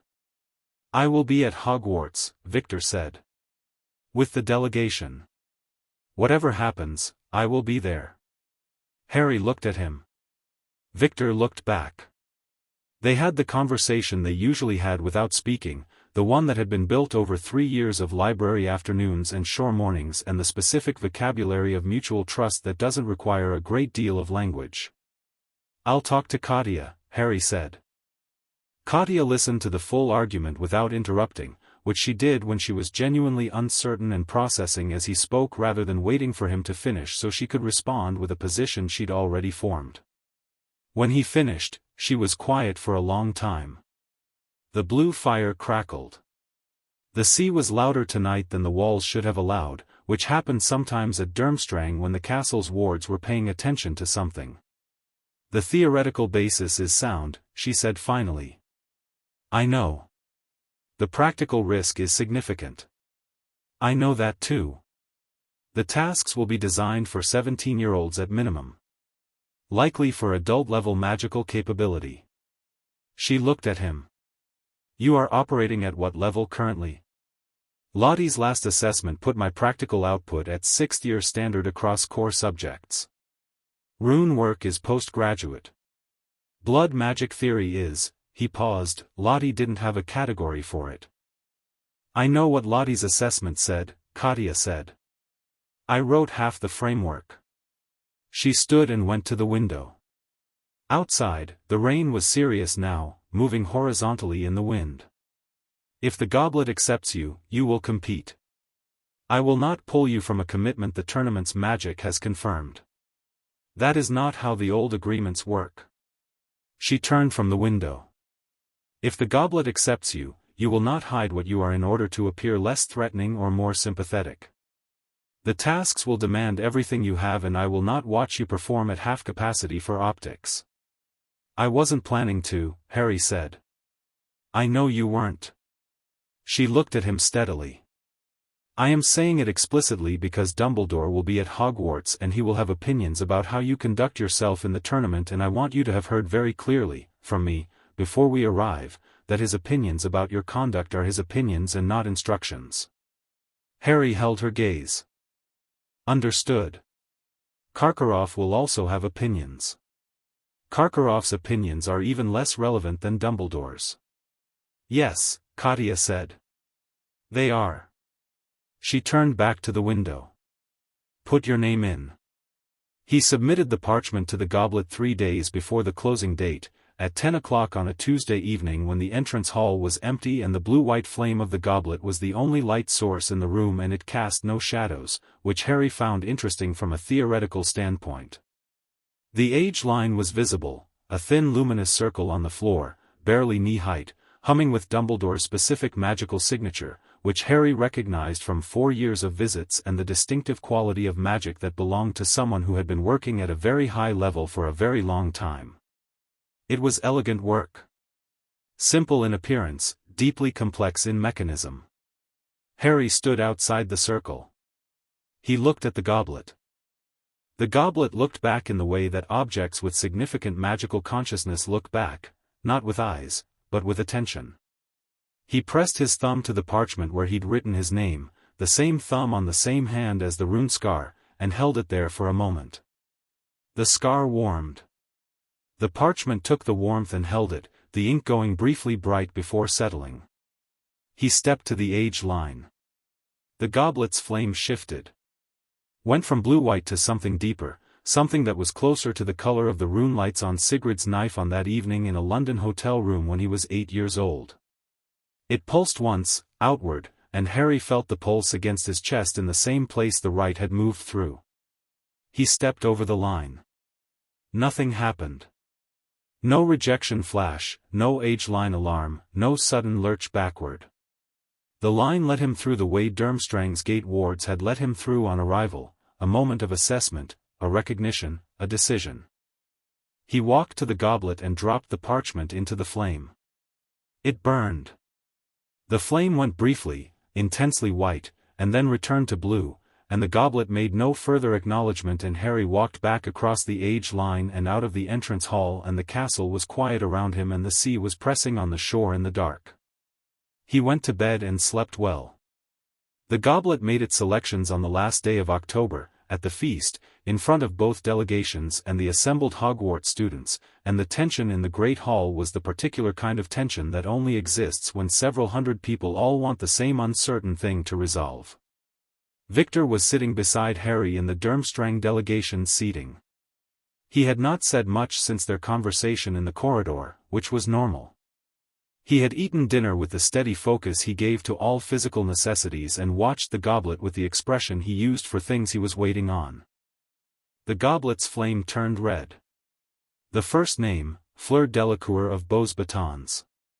She stood, tall and luminous and entirely composed, and walked forward to the sound of the Beaux Batons delegation's enthusiastic response. Harry looked at her and thought, good. She had a quality of precision about her, controlled and deliberate, the precision of someone who had trained hard and knew exactly what she was. The second name, Cedric Diggory of Hogwarts. He stood to thunderous noise from the home school and had the expression of someone who was genuinely pleased and genuinely terrified in equal measure. Harry noted the terrified part. Not with contempt, terror about this was rational. With the specific attention he gave to information about opponents. The flame turned red a third time. The third name, Viktor Krum. Harry turned to look at Viktor, who was already standing, face entirely neutral, because Viktor had known this was coming since the goblet's first flicker and he had decided how to receive it, and he was receiving it exactly that way. Viktor walked to the front of the hall to the Durmstrang delegation's controlled, intense response and stood with Fleur and Cedric with the quality of presence he always had, which was more substantial than his years suggested. Harry looked at Viktor's back and thought, good, good, good. The goblet's flame should have died then. It didn't.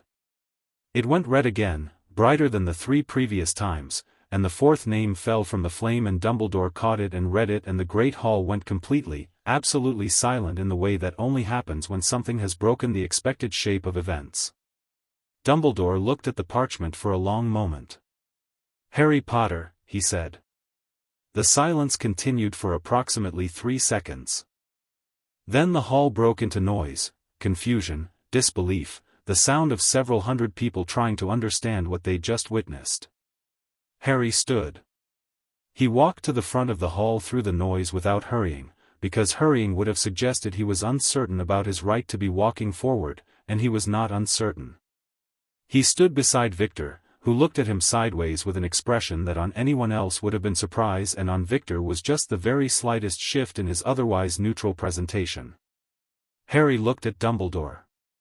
Dumbledore was looking at the parchment and then at Harry and then back at the parchment, and his expression was the most genuinely unguarded Harry had ever seen it, not the strategic warmth, not the measuring calculation, but actual surprise, actual adjustment, the face of a man whose plans had just been exceeded by events.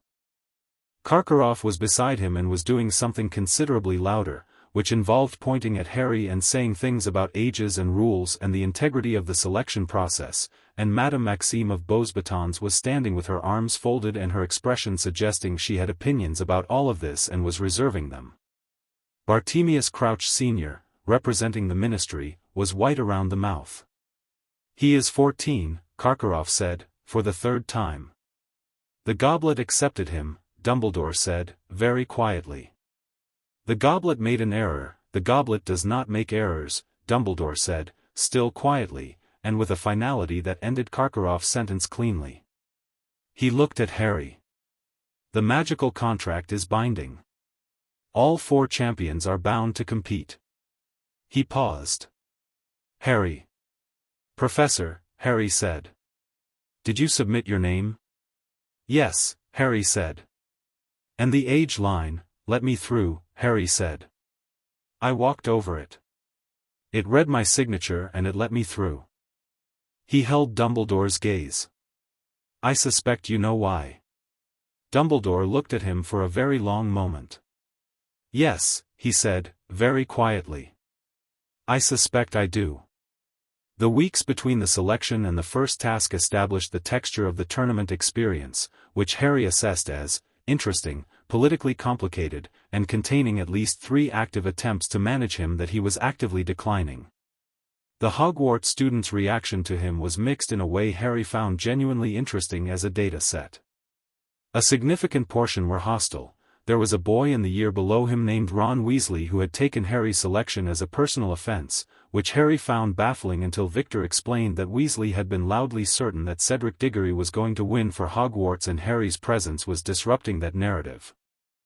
A smaller portion were curious, including the girl Harry had heard about before arriving, Hermione Granger, 4th year, widely regarded as the most academically capable student in her year, who had looked at Harry in the first Champions meeting with the expression of someone solving an equation rather than meeting a person, which Harry found preferable to either hostility or hero worship. The hostility from the general Hogwarts population manifested primarily in badges. Someone had produced badges that read Potter cheated, which was wrong on several technically important points, and a counter-movement had produced badges that read Potter was chosen, which was more accurate, and Harry wore neither and thought the entire badge economy was a peculiar way to conduct an opinion. The first task was dragons. Harry found out about the dragons in the same way he found out about most things, through observation. The morning before the task, he saw Hagrid, the enormous groundskeeper who had been pointed out to him as someone close to Dumbledore, leading someone carefully through the forest, and the careful routing plus the specific sound he heard from that direction and the smell on the wind, which was sulfur and animal heat, was sufficient information. He told Viktor that evening. Viktor nodded and said he'd suspected dragons since he'd seen the handlers 2 days ago and had been considering approach options. Ground or air? Harry said. Air, obviously, Viktor said. I fly better than I do anything else.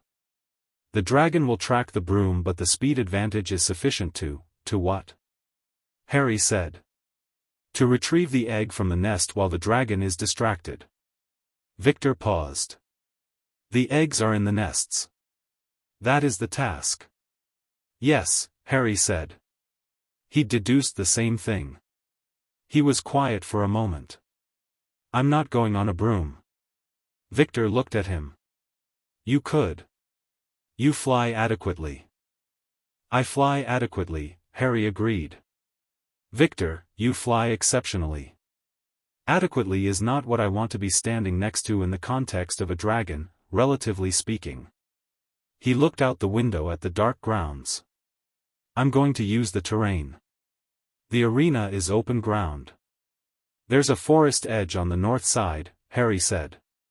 He'd walked the arena perimeter that morning while the delegations were doing their scheduled preparation time. The dragon will track movement. If I can direct its attention and use the terrain to create a position where the nest is accessible while the dragon is occupied elsewhere, you need it to go somewhere specific, Viktor said.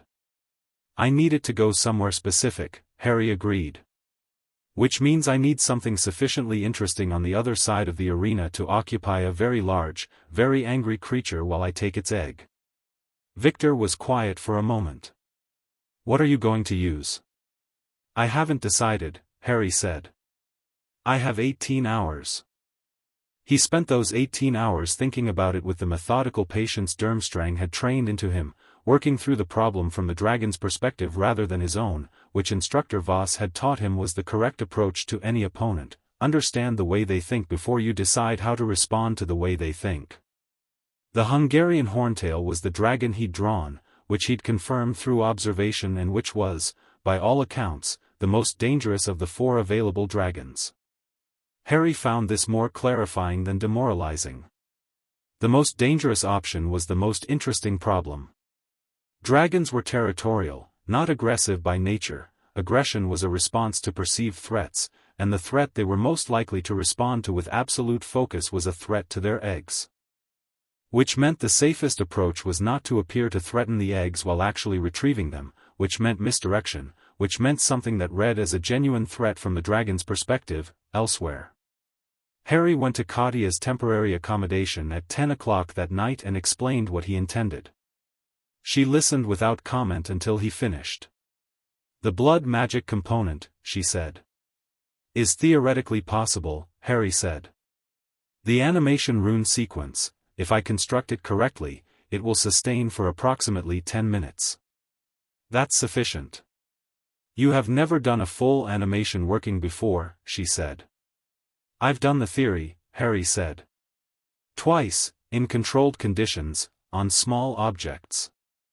A small object and a large self-sustaining construct are not the same thing. No, Harry said. But the principles are identical and the scale difference is manageable if the rune sequence is precise. He met her eyes. You know I can do it. Katya looked at him for a long moment. Yes, she said. I know you can do it. She stood. Let me check your rune sequence. They worked until 2 in the morning. By the end, the sequence was as close to perfect as the time allowed, mapped out in Harry's notebook in the precise notation he'd been developing since his first year at Durmstrang, annotated in 3 places where Katya had identified optimizations and 2 places where she'd said his instinct was better than her suggestion and to leave it. Get some sleep, she said, at 2. I'm not tired, he said. Sleep anyway, she said. Your body needs the recovery time even if your mind doesn't feel the requirement. She picked up the notebook and held it a moment. Harry. He looked up. Do not perform modesty tomorrow, she said. It was the same thing she'd said to him in his first month at Durmstrang, when he'd been hedging his answers in theory discussion. The task will tell everyone what you are anyway. Do not spend energy trying to manage that. She held his gaze. Let them see it. I wasn't planning to hide it, he said. I know, she said. I am telling you anyway. The almost smile. Go to sleep. The arena was full. Not just students and staff, the Triwizard Tournament had drawn spectators, and the seats that ringed the Dragon Arena were packed with them, several hundred witches and wizards who had come to watch children face creatures that could reduce them to ash, which said something about the wizarding world's relationship with entertainment that Harry found worth noting. He went second, after Fleur, who had used a sleep charm on her dragon with considerable skill and retrieved the egg in under 4 minutes. The crowd had been impressed. Harry thought, good work. He'd watched her move, controlled, methodical, and the charm delivery had been at a distance that showed genuine precision. Harry walked into the arena. The horntail was everything its reputation promised. It was large in the way that recalibrates your spatial understanding of the word large, and it was looking at him with the focused, intelligent attention of a creature that had been in direct competition with humans for survival across several centuries and had developed extremely accurate instincts about threat assessment. It saw him come through the arena gate and shifted its weight and its chain rattled and its tail moved in the slow, constant arc that Voss had described as the predatory equivalent of keeping your hands loose at your sides. Harry walked to the center of the arena and stopped. The crowd went quiet. He reached into his coat. He'd worn his Durmstrang coat, the dark one, because armor didn't need to look like armor to function as a statement, and drew his wand.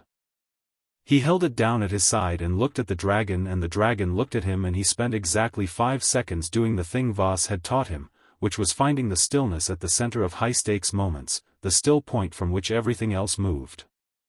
Then he drove his wand into the ground and spoke the rune sequence. The blood magic animation working was not subtle. It was not meant to be subtle. It rose from the ground in the form of light and structured will, and it built itself in the shape of something the dragon's deep and ancient brain would read as a genuine rival, large, hot, present, wrong. Not a perfect animal. A constructed presence that was designed to be read as threat rather than to actually be threat, because Harry had no interest in actually threatening a dragon with magic when misdirection was more efficient. The construct moved. The horntail's head tracked it immediately, and its chain rattled again as it shifted its full weight toward the new threat, and Harry was already moving, not running. That would trigger the dragon's pursuit instinct even with the construct in play, moving at a measured pace that was fast enough to cover distance and slow enough not to draw secondary attention. He reached the nest in 40 seconds. The egg was gold and heavy and warm, and Harry took it with both hands and straightened and looked at the dragon, which was currently expressing its views on the construct in a way that involved a great deal of fire, and he walked back out of the nest and across the arena, and the construct held for 7 more minutes before it dissolved, which was 3 minutes past the point where it needed to, and suggested he'd calibrated the rune sequence slightly conservatively, which Katya would note. The crowd noise when the time was announced was different from the noise they'd made for Fleur. It had a confused quality, like people who had watched something they couldn't fully categorize and weren't certain whether to be amazed or unsettled. Harry walked back through the arena gate and found Katya waiting, which was where she always was. "The construct ran long," he said. "By 3 minutes," she agreed. "Your anchor rune was stronger than necessary.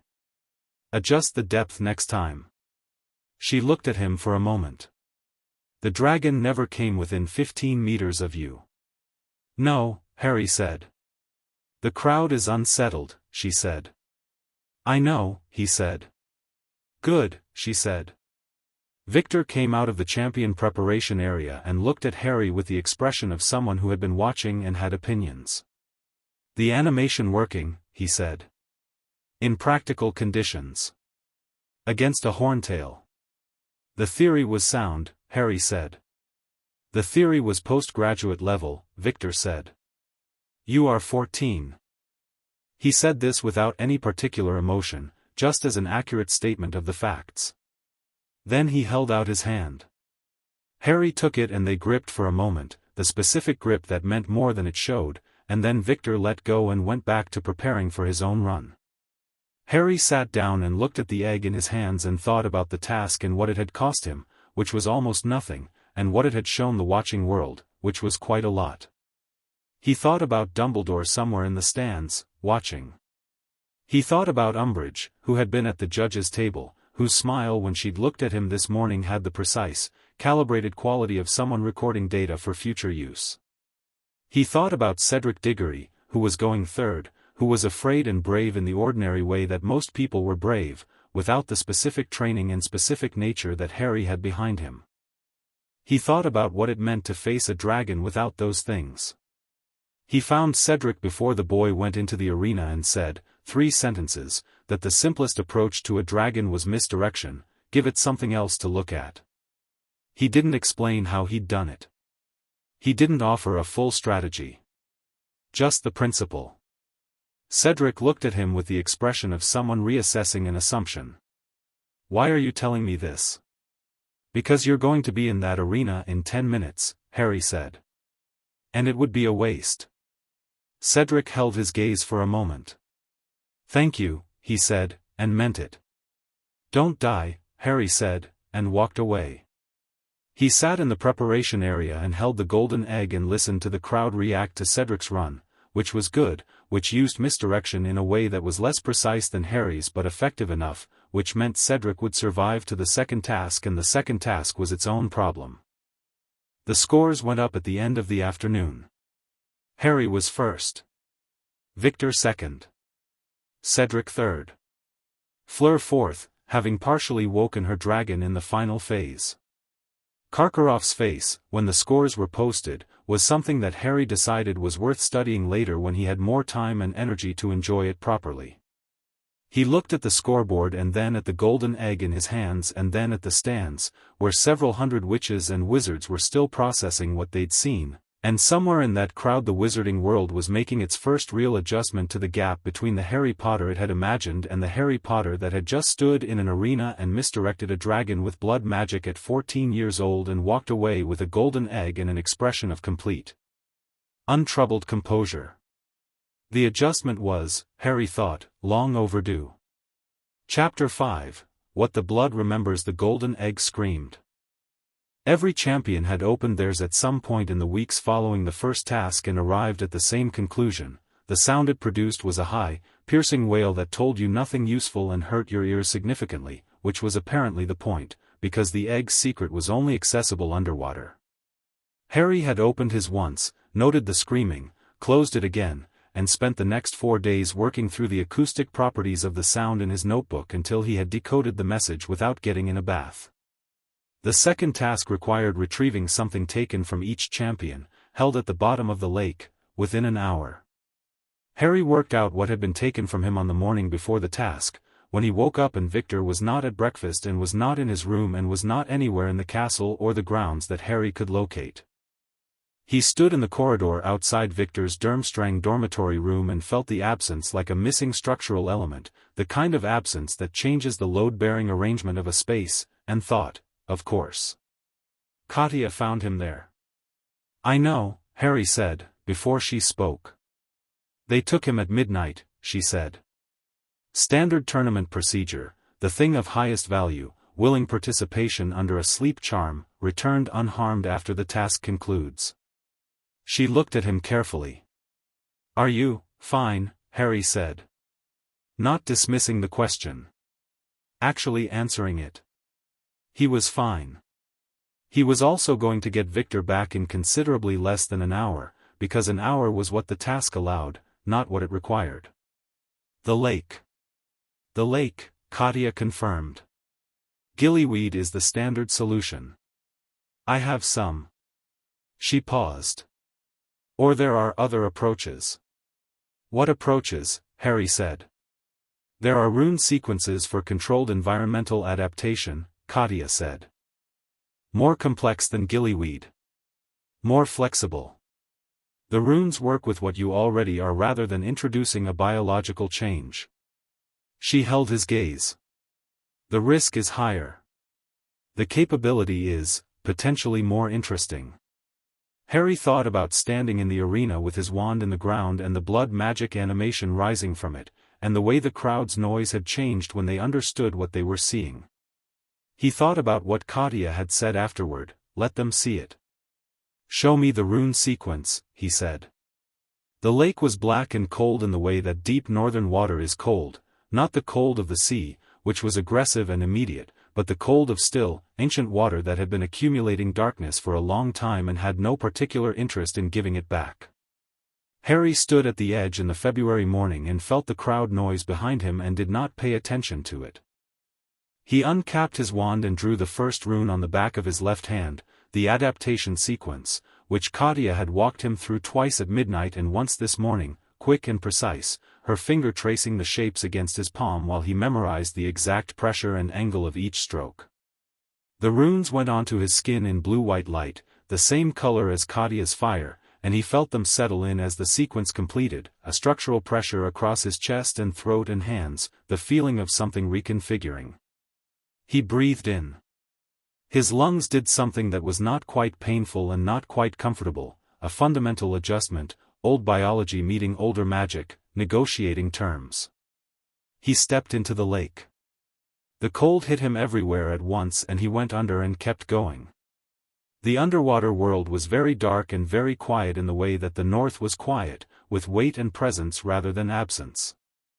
He could see reasonably well. The rune sequence had adjusted his vision along with his respiration, which he'd requested and which Katya had confirmed was possible and which now made the dark water more transparent than it had any natural right to be. He could see the lake bed 10 meters below and the dark shapes of the things that lived in it and, in the middle distance, what appeared to be an underwater settlement of some kind, the merpeople's village, which he'd read about in the lake's ecosystem texts at Durmstrang's library last week, because preparation was not optional. He moved through the water not with the gillyweed's crude physical adaptation but with the cleaner movement of someone whose relationship to their environment had been renegotiated rather than forcibly changed. The rune sequence didn't give him gills. It gave him a more fundamental agreement with the water. He wasn't breathing in the usual sense. He was doing something older. He found the hostages in 23 minutes. They were bound to an underwater statue at the center of the merpeople settlement. Viktor, still under the sleep charm, hair drifting, a girl Harry didn't recognize who must belong to Fleur, a boy he'd seen with Cedric. And a small red-haired girl who was probably Fleur's sister, from the family resemblance. The merpeople watched him arrive with the specific quality of attention that entities who have been powerful in their own domain for a very long time use on intrusions, not hostile immediately, but thoroughly assessing.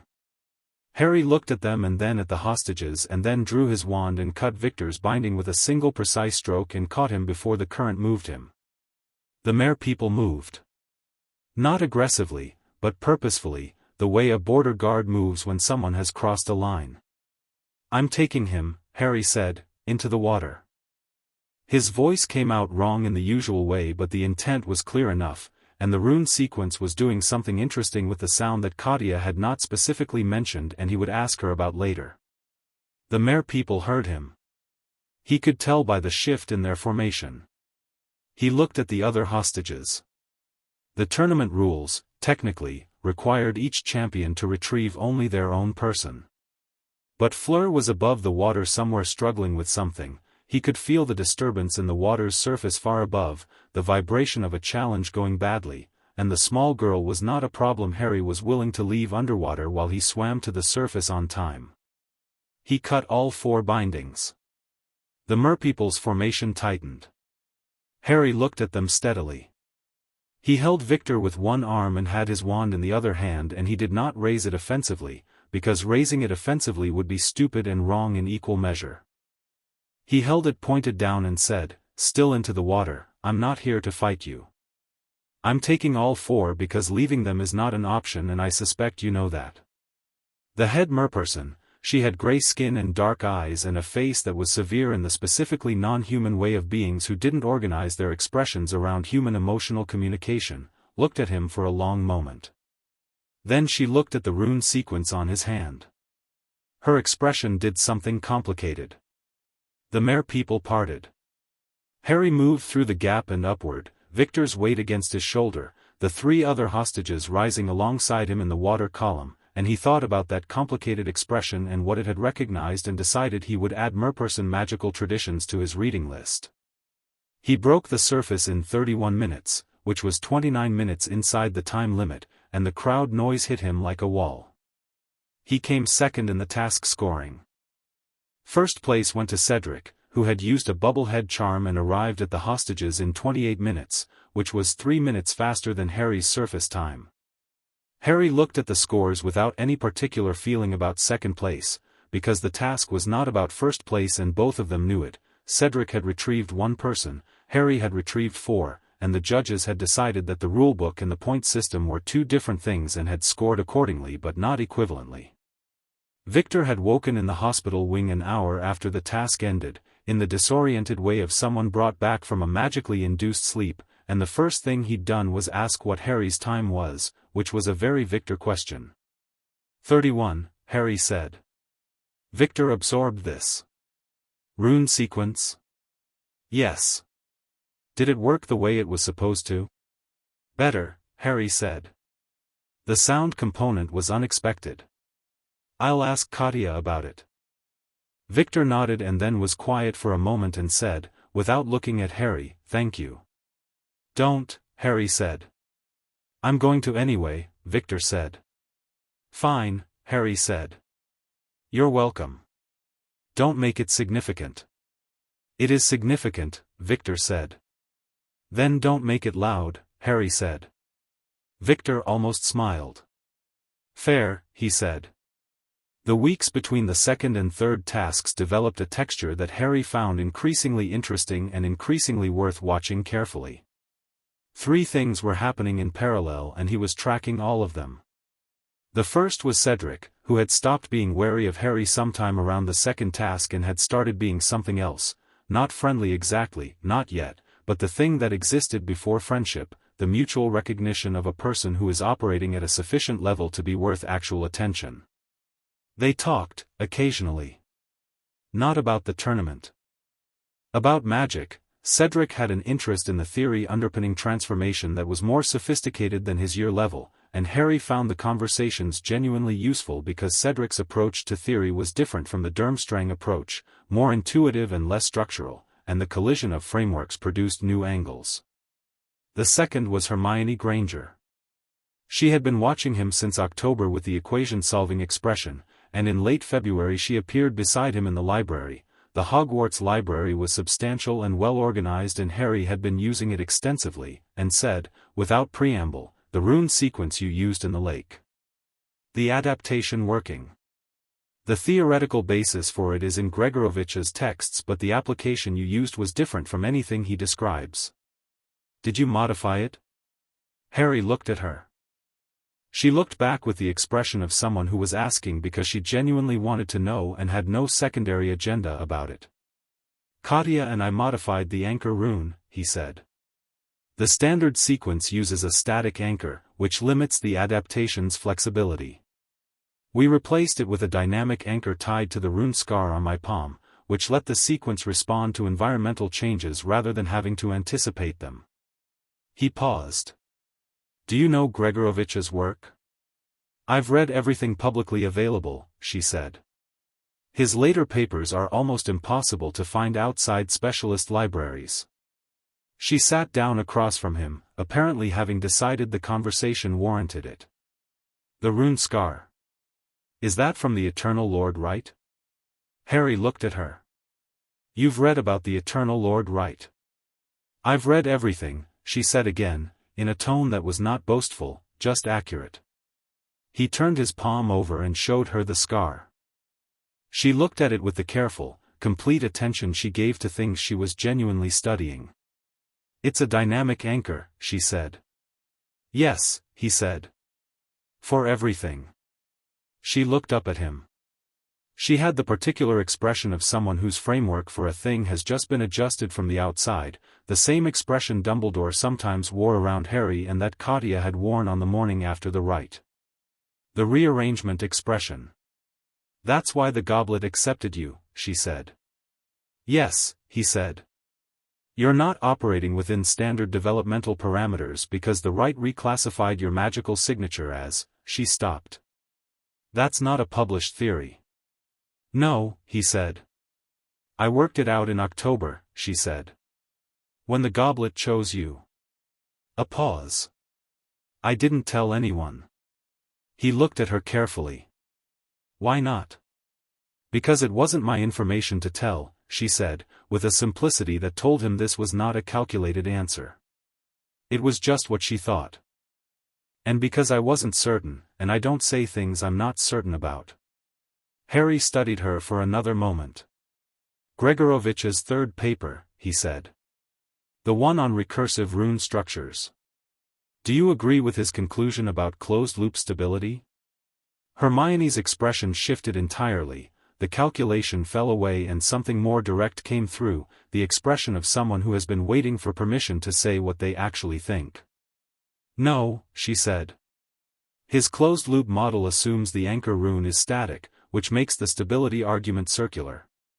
If you allow for dynamic anchoring, the whole conclusion changes. That's what I thought, Harry said. I couldn't find anyone who'd published on it. Because everyone takes Gregorovich as definitive, Hermione said. Which is intellectually lazy.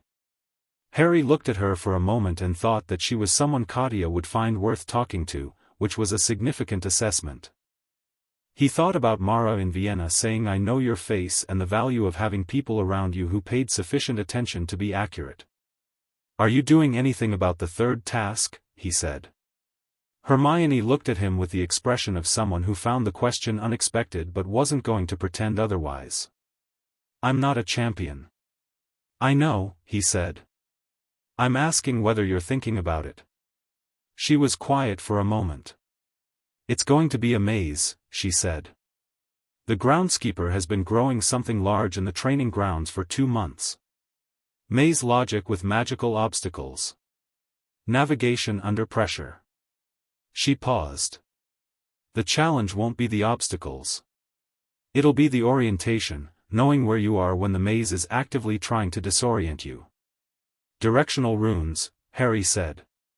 Yes, she said. Carved beforehand on a surface you're carrying. The maze can change visual orientation, but it can't change fixed rune orientation if the runes are anchored to magnetic north. She paused. I worked that out last week. Harry looked at her. I worked out the same thing 4 days ago, he said. Hermione blinked. Then, with complete self-possession, great minds. Harry almost smiled. I'll tell you what I find if you'll tell me what you find. That's an unusual offer from a competing champion, she said. Cedric is the competing champion, Harry said. You're someone who is thinking about the same problem from a different angle and whose conclusions are worth comparing. He paused. Also, I suspect your directional rune notation is different from mine and the comparison will be useful. She considered this for exactly the amount of time it took to determine that the offer was genuine and then said, agreed. The third thing Harry was tracking was Bartemius Crouch Sr. He'd been unusual since the tournament began, present at events in ways that felt slightly off-pattern, absent from his ministry seat in ways that were notable only if you were tracking the pattern, which Harry was. He had the specific quality of a man performing normality with slightly more deliberate effort than normality required. Harry had put him in the same mental file as Umbridge, requires watching, motivation unclear, behave accordingly. He mentioned this to Katya in their regular evening session in late April, 2 weeks before the third task. Katya listened without comment until he finished, then said, "Tell me the specific behaviors." He listed them. She was quiet for a long time after. "There is something I have not told you," she said. "That I should have told you earlier and did not because I was uncertain about the relevance." She looked at the blue fire. "Voldemort is not dead, Harry.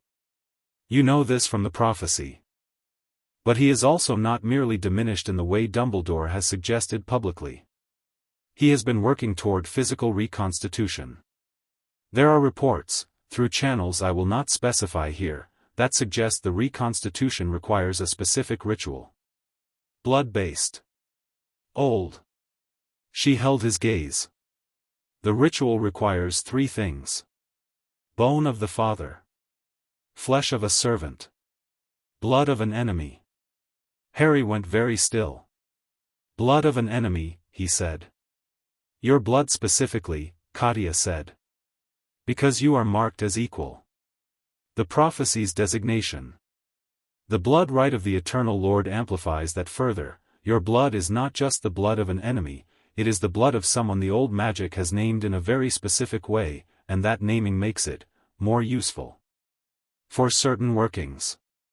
She said the last sentence with the precision of someone who had spent a long time being precise about things she found genuinely horrible. Harry sat with this for a moment. "You think the tournament was arranged to get me to a specific location?" "I think Crouch's behavior suggests external influence," Katya said. "I think the tournament's revival was not merely sentimental. I think the Goblet's selection of you as a 4th champion was not accidental, and not entirely attributable to your signature." She paused. "I think someone put your name in. And the Goblet accepted it regardless," Harry said. "Yes. Because your signature validated it regardless of the external submission." A pause. "Which the person who submitted it did not anticipate, I suspect. They expected the Goblet to need convincing. Instead the Goblet simply agreed." Harry thought about the Goblet's flame going deeper than the other times, the specific color, the pulse against his chest. He thought about the rune scar warming against the parchment. "What does the ritual require in terms of location?" he said. "A place with a significant death associated with the person whose bone is used," Katya said. "For Voldemort, that means a place associated with his family. The Riddle family's burial site is in Little Hangleton. She paused. A graveyard. Harry thought about the maze. The third task. The cup at the center of the maze, which he'd known from the beginning was a portkey. Dumbledore hadn't said so explicitly, but the logic of the task design made it obvious, the transportation of the winner to a final location being a standard Triwizard conclusion. The cup is going to take the winner to the graveyard, he said. I believe so, Katya said. And whoever arranged it expects me to touch it first. He looked at her. Or touch it at the same time as Cedric. Katya's expression did something that was not quite fear. Katya did not do fear in the usual way, but was close enough to it to be significant. Harry. I'm not going to not touch it, he said. I know, she said. That is what I am afraid of. You're afraid of what happens in the graveyard. I am afraid of what happens in the graveyard, she said. Yes. Harry thought about equal weight. Neither can live while the other survives. He thought about the prophecy's framing, not that Harry would win, not that Voldemort would win, only that one of them would, and that the determination had not been made. Tell me the ritual in full, he said. Harry, Katya, he said. Tell me the ritual in full. She looked at him for a long, serious moment. Then she told him. He listened to all of it, the bone, the flesh, the blood, the specific incantation, the result, what Voldemort would be after, what he would be capable of after, the window between the ritual's completion and the restoration of full power, which was approximately 8 minutes according to the texts she'd found. He listened with the complete attention he gave to all information that mattered, and he said nothing until she finished. Then he said, 8 minutes. Approximately, Katya said. The reconstitution is not instantaneous in terms of full magical capacity. The body exists immediately. The depth of power takes time to establish. 8 minutes, Harry said again, turning this over. That's the window. Harry, Katya said, with a careful weight in the word. The ritual uses your blood. That means Voldemort's reconstituted body will have your blood in it. And the Eternal Lord Right, she stopped. Tell me, he said. The Eternal Lord Right recognized something specific in your blood, she said. Something that is present in the Right's bond with me. If that specific quality of blood is in Voldemort's reconstituted body, if your blood becomes part of his physical structure, she was very precise, very careful, then the protection your mother worked, the sacrifice magic, the thing that makes her love a living ward, it will be in him too. He will have taken it into himself. Harry looked at her. He understood the implication immediately. Which means the protection persists, he said. Even after the ritual. The thing in my blood that the old magic recognized, it doesn't stop being there because he's taken it in. More than that, Katya said. The Eternal Lord Right's mark on your blood, it is not a passive thing. It is a living working. It responds to the bond. It responds to what I am to you. She held his gaze. If that working is inside Voldemort's reconstituted body, it will be inside a body that has no bond, no corresponding right, no anchor for it. She paused. The old magic would read that as a structural failure. An intrusion without a container. Harry sat forward. What does that do? In theory, Katya said slowly, it means the protection magic inside him becomes destabilizing. Not immediately lethal. But profoundly, fundamentally wrong, in terms of what his reconstituted body can sustain. She was quiet. He would not know this. He would think the ritual had succeeded completely. Harry thought about this for a long, careful moment. He thought about the 8-minute window and what 8 minutes was enough for, if you arrived at the graveyard knowing exactly what was going to happen and what to do about it.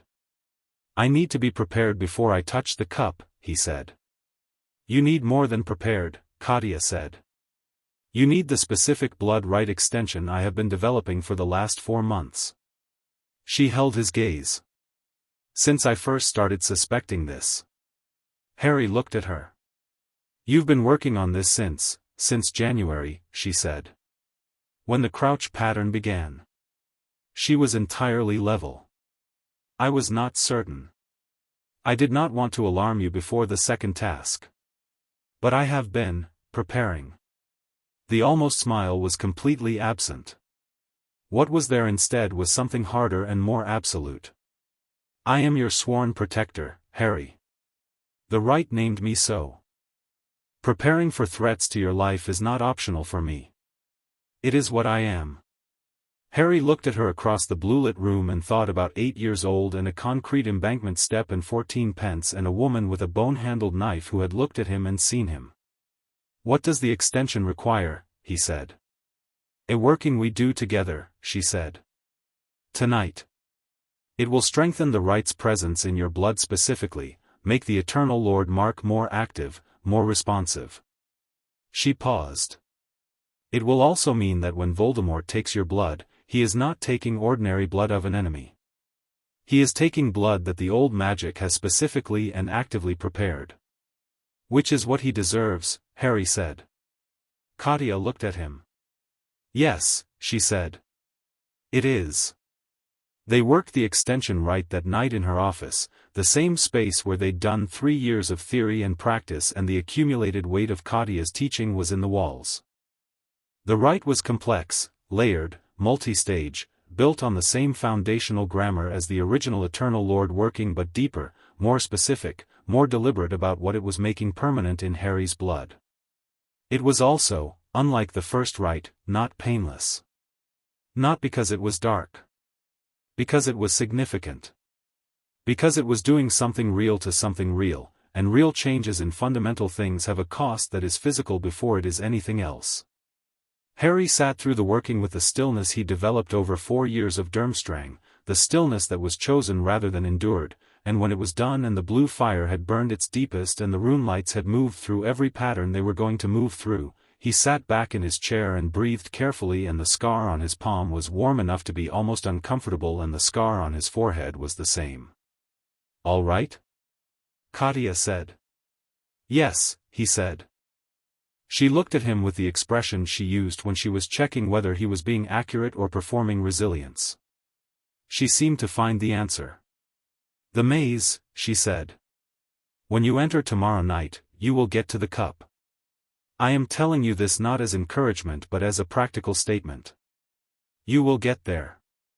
She paused. "What happens after is not under my control. I cannot be in that graveyard. The port key will only take the person who touches it." "I know," Harry said. "Cedric," she said. "I'll deal with Cedric," Harry said. He'd been thinking about this. If Cedric touched the cup at the same time, Cedric would be taken to the graveyard, and Cedric was brave and capable and completely unprepared for what was there. "I won't let him be hurt." "You cannot guarantee." "I know I can't guarantee it," Harry said.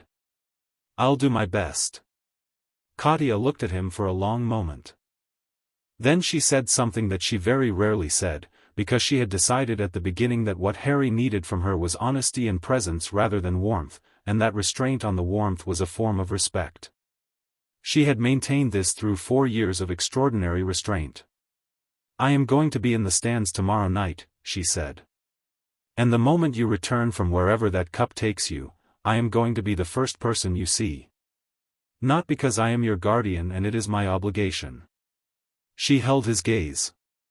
"Because you are mine and I will not wait." Harry looked at her. He thought about the 2-chair hotel room table and the scrambled eggs and the cold Oslo tarmac and the green coat that had been the first thing in his life that fit him. He thought about blue fire and rune theory and the bone-handled knife and the warmth that had moved through his chest like a call being answered.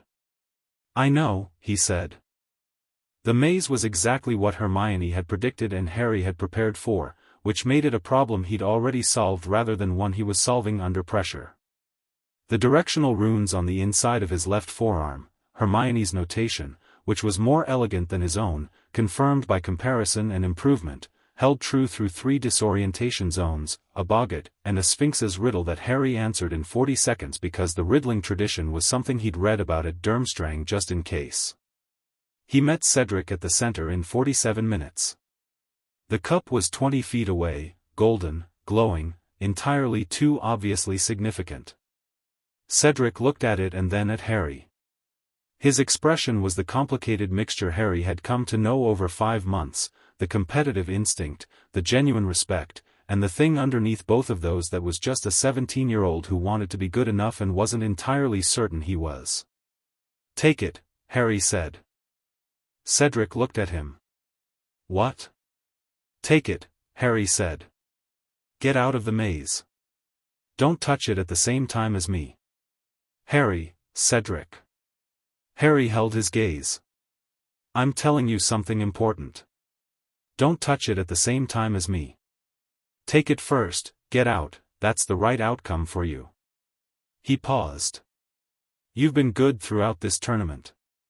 You deserve the win."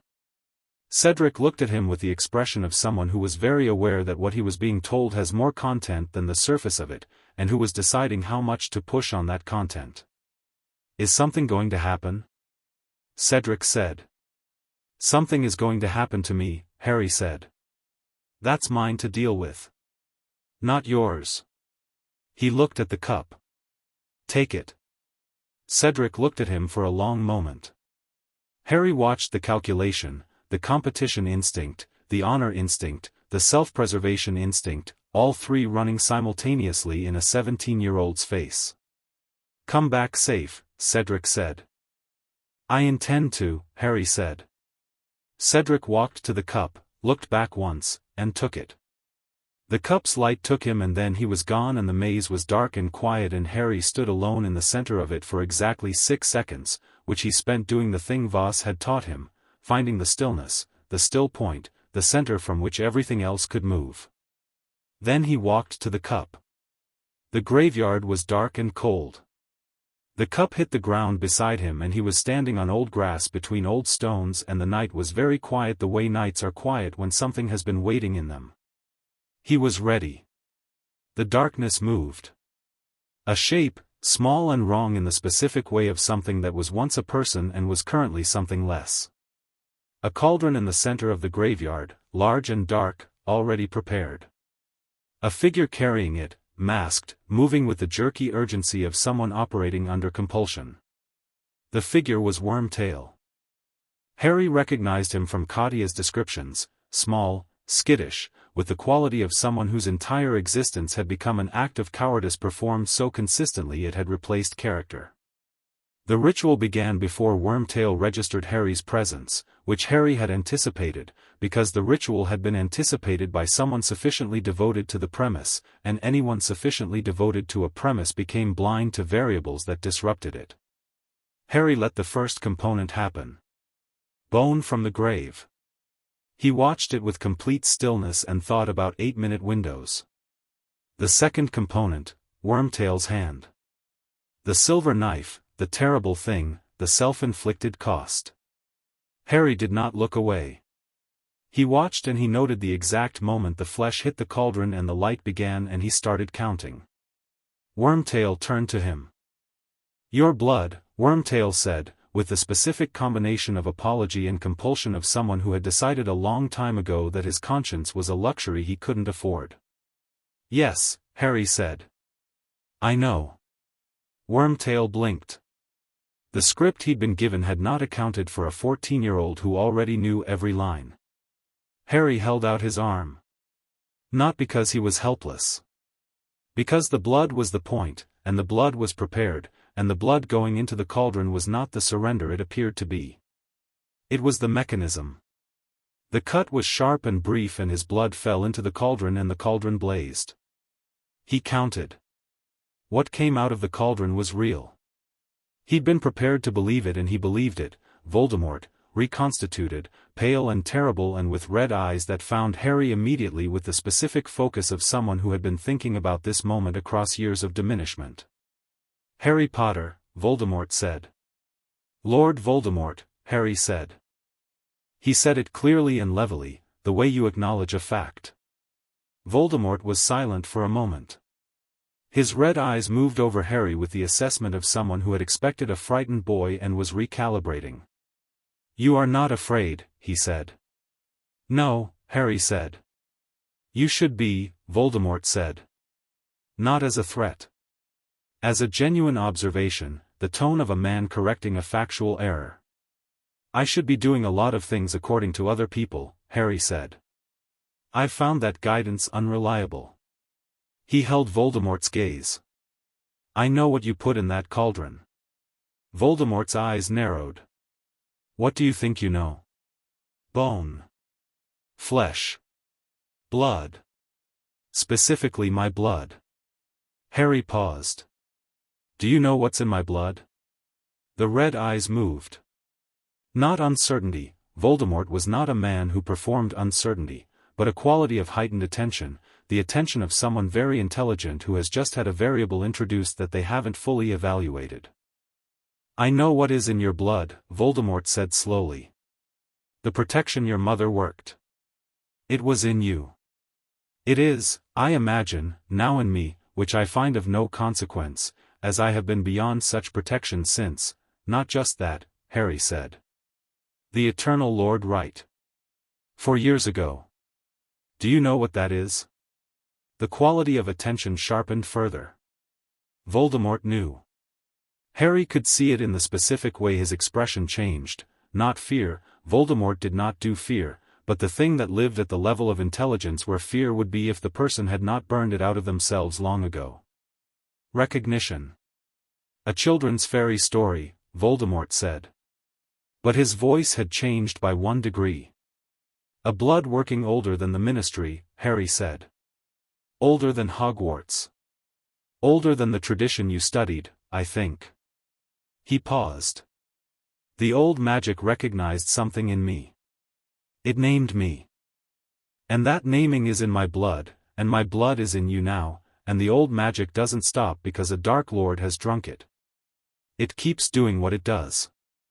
Voldemort was very still.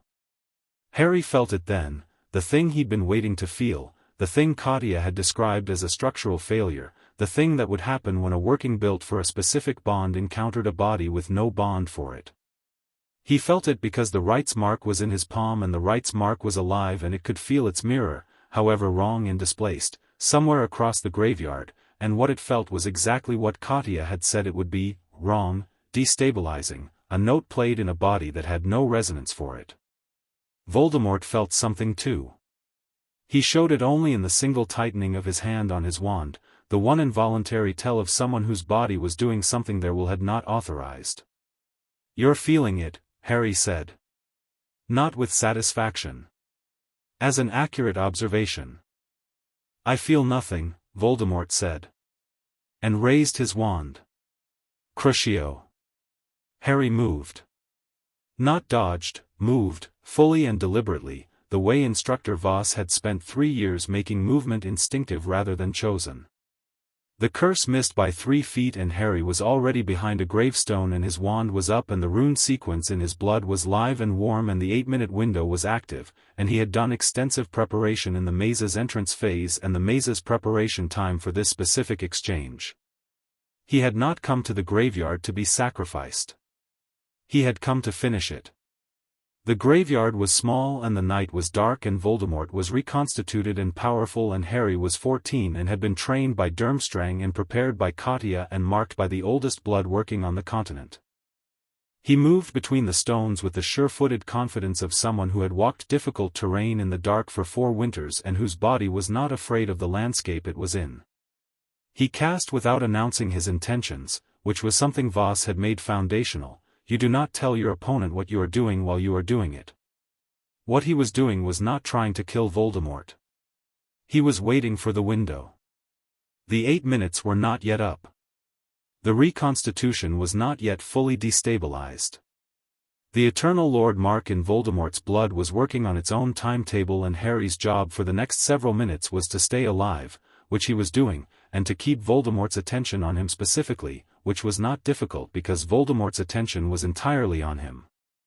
They moved through the graveyard, spells and counters and the specific terrible intimacy of two people in a small space who are trying very hard to hurt each other, and Harry kept his still center the way he always did, moved from it rather than away from it, and the rune sequence on his arm pulsed with each movement, warm and live, and the scar on his forehead burned, and he counted. At minute 6, Voldemort's movements changed. Not dramatically. Not in a way the watching Wormtail could have identified. But Harry could identify it because he'd been watching for it, a fractional imprecision in the wand movements, a micro-hesitation in the incantation timing, the body's deep structure doing something the mind had not yet registered as a problem but that was definitely a problem. At minute 7, Harry stopped moving away. He turned. Expelliarmus was a disarming charm. It was not a killing curse.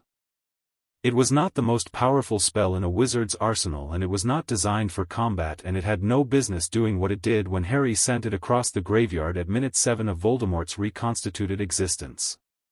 Except that it was sent with the full output of a magical signature that the oldest blood rite on the continent had named Eternal Lord, through a Rowanancy iron wand that remembered pressure and endurance, by a 14-year-old who had been trained by Durmstrang and who was not, in any structural or fundamental sense, within standard developmental parameters. The spells met.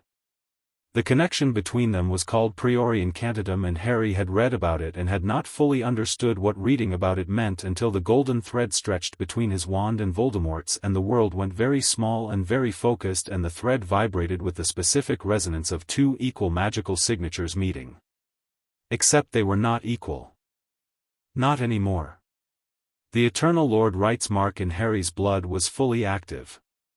The same mark in Voldemort's blood was an intrusion without an anchor, a working without a container, and it was destabilizing the reconstituted body from the inside in the way Katya had described, not destroying it, not ending it, but making it profoundly, fundamentally wrong at the level of deep magical structure. Harry pushed. Not with force. With the right. He pushed through the golden thread the way you push through a working you understand from the inside, because the working was his, it was in his blood, it was the answer to the call the old magic had been making since before he could remember, and he had spent 4 years learning what he was. The connection broke. Voldemort fell. Not dead.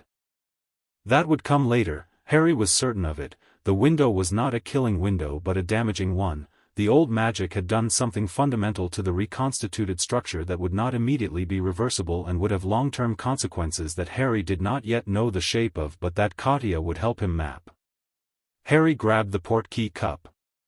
He landed on the Hogwarts grounds on his hands and knees and the cup was beside him and the grass was wet and cold and the night air of Scotland was not the night air of Little Hangleton and he breathed it in with complete deliberate focus. He heard the crowd. He heard running. He heard Katya's voice, close, saying his name once, exactly once, the way she said things that were important. He looked up. She was there. First, as she'd said she would be. Running across the grounds with a speed that said she had been watching from the stands and had been at the ground's edge before he'd landed, and her face when she reached him had the same expression it had worn in the hotel room in London, the night of the rite, the rearrangement expression, but deeper this time, past calculation, into something she'd been keeping behind it for 4 years. She pulled him upright. Her hands on his arms were the same grip she'd used for 4 years of training correction and assessment checks, firm, precise, checking for injury rather than performing reassurance. "Hurt?" she said. "No," he said. She looked at him for a moment with those dark eyes doing their math. Then she did something she had done exactly twice in 4 years, she put her arms around him, the same way you hold something you have been frightened of losing, and Harry let her, because he was 14 and he had just come back from a graveyard and the old magic in his palm was warm against her back and the night air was cold and it was over. For now. He would tell her all of it. She would map the damage done to Voldemort's reconstituted structure. Dumbledore would come and there would be conversations and decisions and the long work of what came next. The wizarding world would have its reaction and Umbridge would have her calculations and Karkaroff would have his politics and all of those things were real and would require dealing with. But right now he was on the grass and Katya was here and the right scar on his palm was warm and the night was cold and he was exactly, completely, irreducibly himself.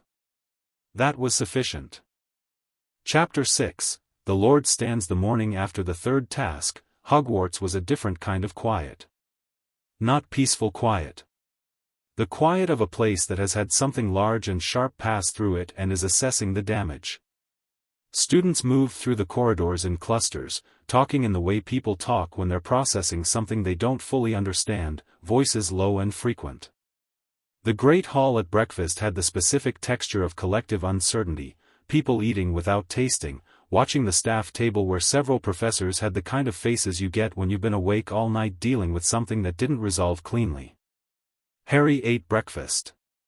He ate it methodically and completely, because Katya had told him in his first month at Durmstrang that the body's needs don't pause for significant events and that treating them as if they do is how you make the significant events harder than they need to be.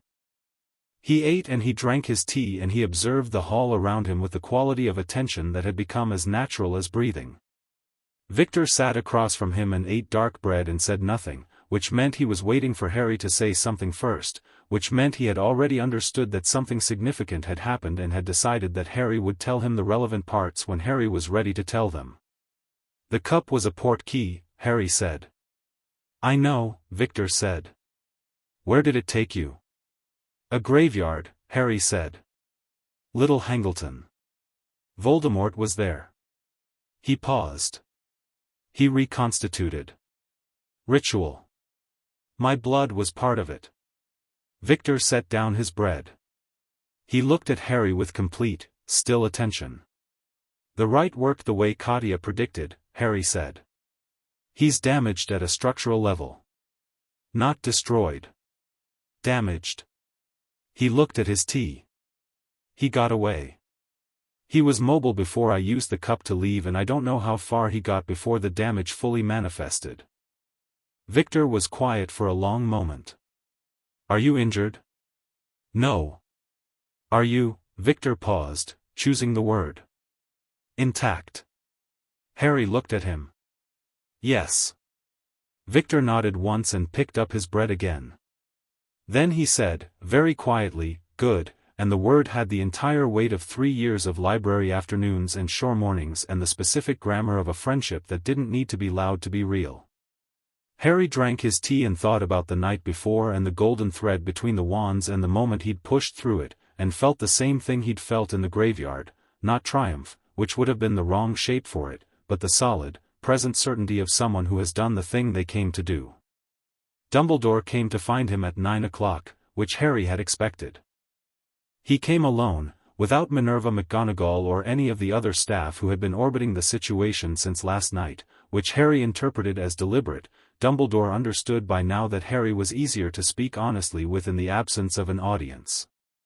He found Harry in the small courtyard off the Hogwarts entrance hall, which Harry had identified in his first week as a quiet space that most students walked past rather than through. Dumbledore sat on the low stone wall without ceremony and looked at Harry with eyes that were tired in a way Harry hadn't seen before. Not the performing age tiredness that some old people use to signal wisdom. The actual tiredness of someone who had spent a very long night being correct about things they'd hoped to be wrong about. Tell me what happened, Dumbledore said. All of it, please. So Harry told him. All of it, the graveyard, the ritual, what Katya had been developing for the last 4 months, the Eternal Lord Right's effect on Voldemort's reconstituted body, the 8-minute window, the golden thread, the push. He told it in the precise, sequential way he'd been trained to report events, because accurate information was only useful if it was accurate, and Dumbledore was someone who would use accurate information well. Dumbledore listened without interrupting for the entire account.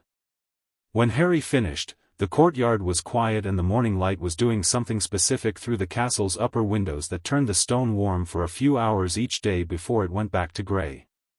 The structural damage to the reconstituted body, Dumbledore said slowly. You don't know the extent. Katya and I will work through the theoretical mapping, Harry said. We have the right's working parameters and we know what the blood contained at the point of the ritual. The damage will be proportional to how fundamentally the Eternal Lord Mark disrupts a body with no corresponding bond. He paused. He's going to have limitations we haven't seen before. Power ceilings. Structural instabilities. He won't know about them immediately. He will discover them, Dumbledore said. Yes, Harry said. And when he does, he'll adapt. He's not stupid. He held Dumbledore's gaze. Which is why we need to work out the full picture before he does. Dumbledore looked at him for a long moment. He said. You know things I don't know, Harry said. I know things you don't know. That seems like a reason to share information rather than manage it. He said this without aggression. As a logical conclusion. I've been patient for 4 years with the version of our relationship where you come to visit and tell me some things and calculate carefully about the rest. I think we've moved past that. Dumbledore studied him. You are 14 years old. Yes, Harry said. I'm also the person who was in the graveyard last night, and the person the prophecy names, and the person whose blood is currently inside Voldemort's reconstituted structure, making his existence structurally incorrect. He paused. Age is a data point, not an argument. Dumbledore was quiet for a moment. Then something in his face shifted, not the rearrangement expression Harry had seen before, not the recalibration.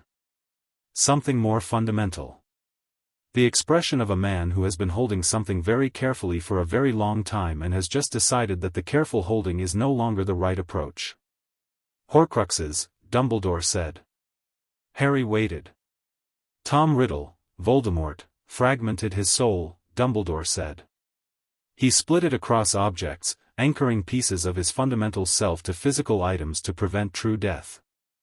I have been investigating this for years. I believe there are 7. He paused. One of them was destroyed years ago, a diary, by your second-year peers at Hogwarts, though they did not understand what they were dealing with. One was a ring that I have since found and will deal with myself. He looked at Harry very steadily. One of them, Harry, may be connected to you. Harry held this.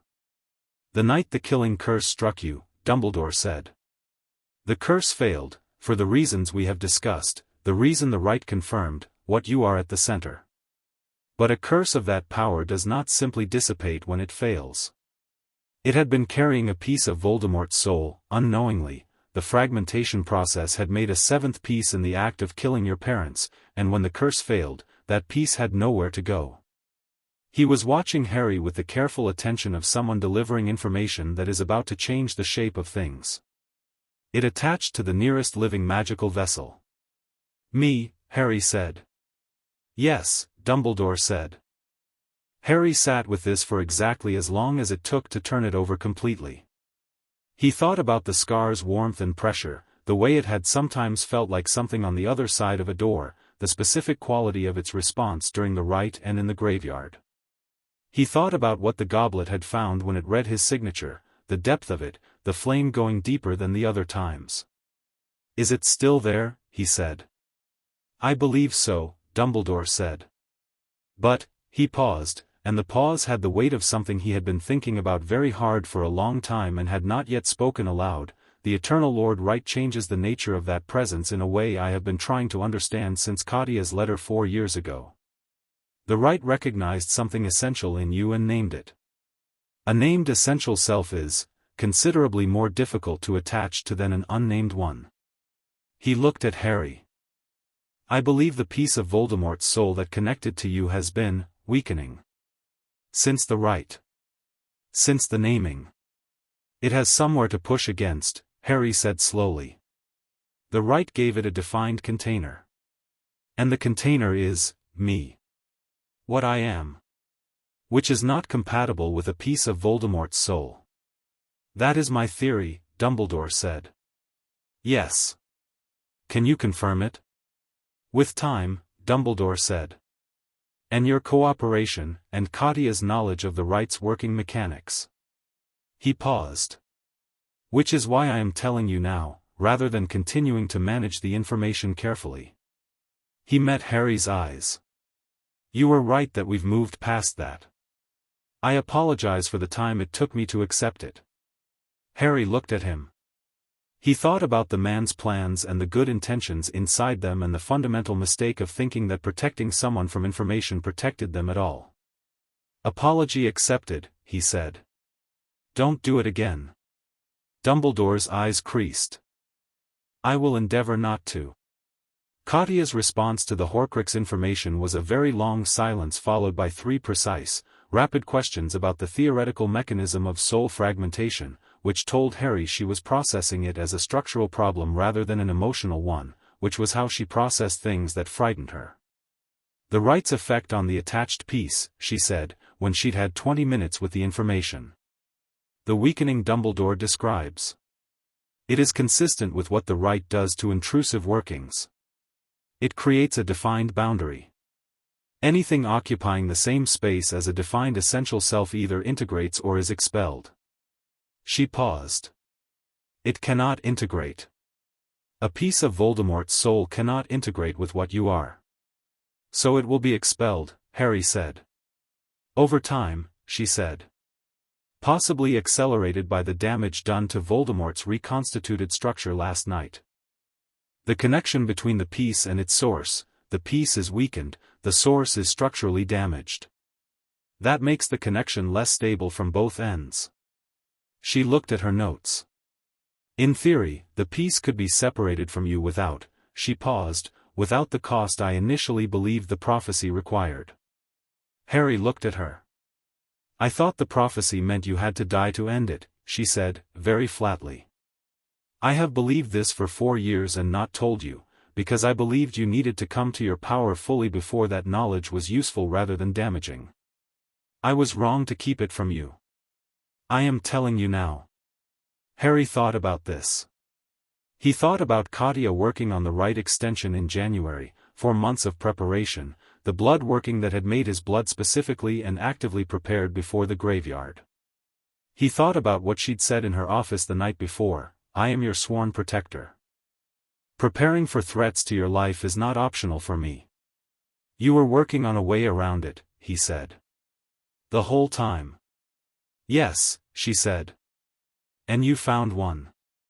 I found a possibility, she said. The right extension does not just strengthen the mark in your blood. It also creates a frame around the right's essential recognition. A defined container, as I described. The Horcrux piece cannot remain stable inside a fully named, fully defined essential self. It will separate. She held his gaze. The process will not be comfortable. It may take time. But it will not require your death. Harry looked at her for a long moment. You built a solution before you told me the problem, he said. Yes, she said. Because you didn't want me to carry the problem without the solution. Because I did not want you to carry it at all, she said. But I am not capable of carrying it for you, and carrying it from you was not something I could sustain indefinitely. She was entirely level. I should have told you sooner. I made a calculation that was Dumbledore's kind of calculation and I do not like that I made it. Harry sat with this. He thought about being 8 years old and the hotel room and Katya saying I will not be warm in the way some people are warm. I will be honest and present and devoted. He thought about all the ways she had been exactly that across 4 years, and the way that this, the decision to hold the information, the construction of the solution before the disclosure, was not a failure of that honesty but a very specific expression of the devotion that had said I will fix this before you know it needs fixing and had worked 4 months in the dark to try. Thank you, he said. Don't thank me, she said. I'm going to anyway, he said. She looked at him. The almost smile appeared, softer than usual. Fine, she said. You're welcome. Cornelius Fudge's press conference happened 3 days after the third task, in a large meeting room at the Ministry of Magic that Harry attended alongside Dumbledore and Katya and Viktor and approximately 40 journalists from wizarding publications across Europe.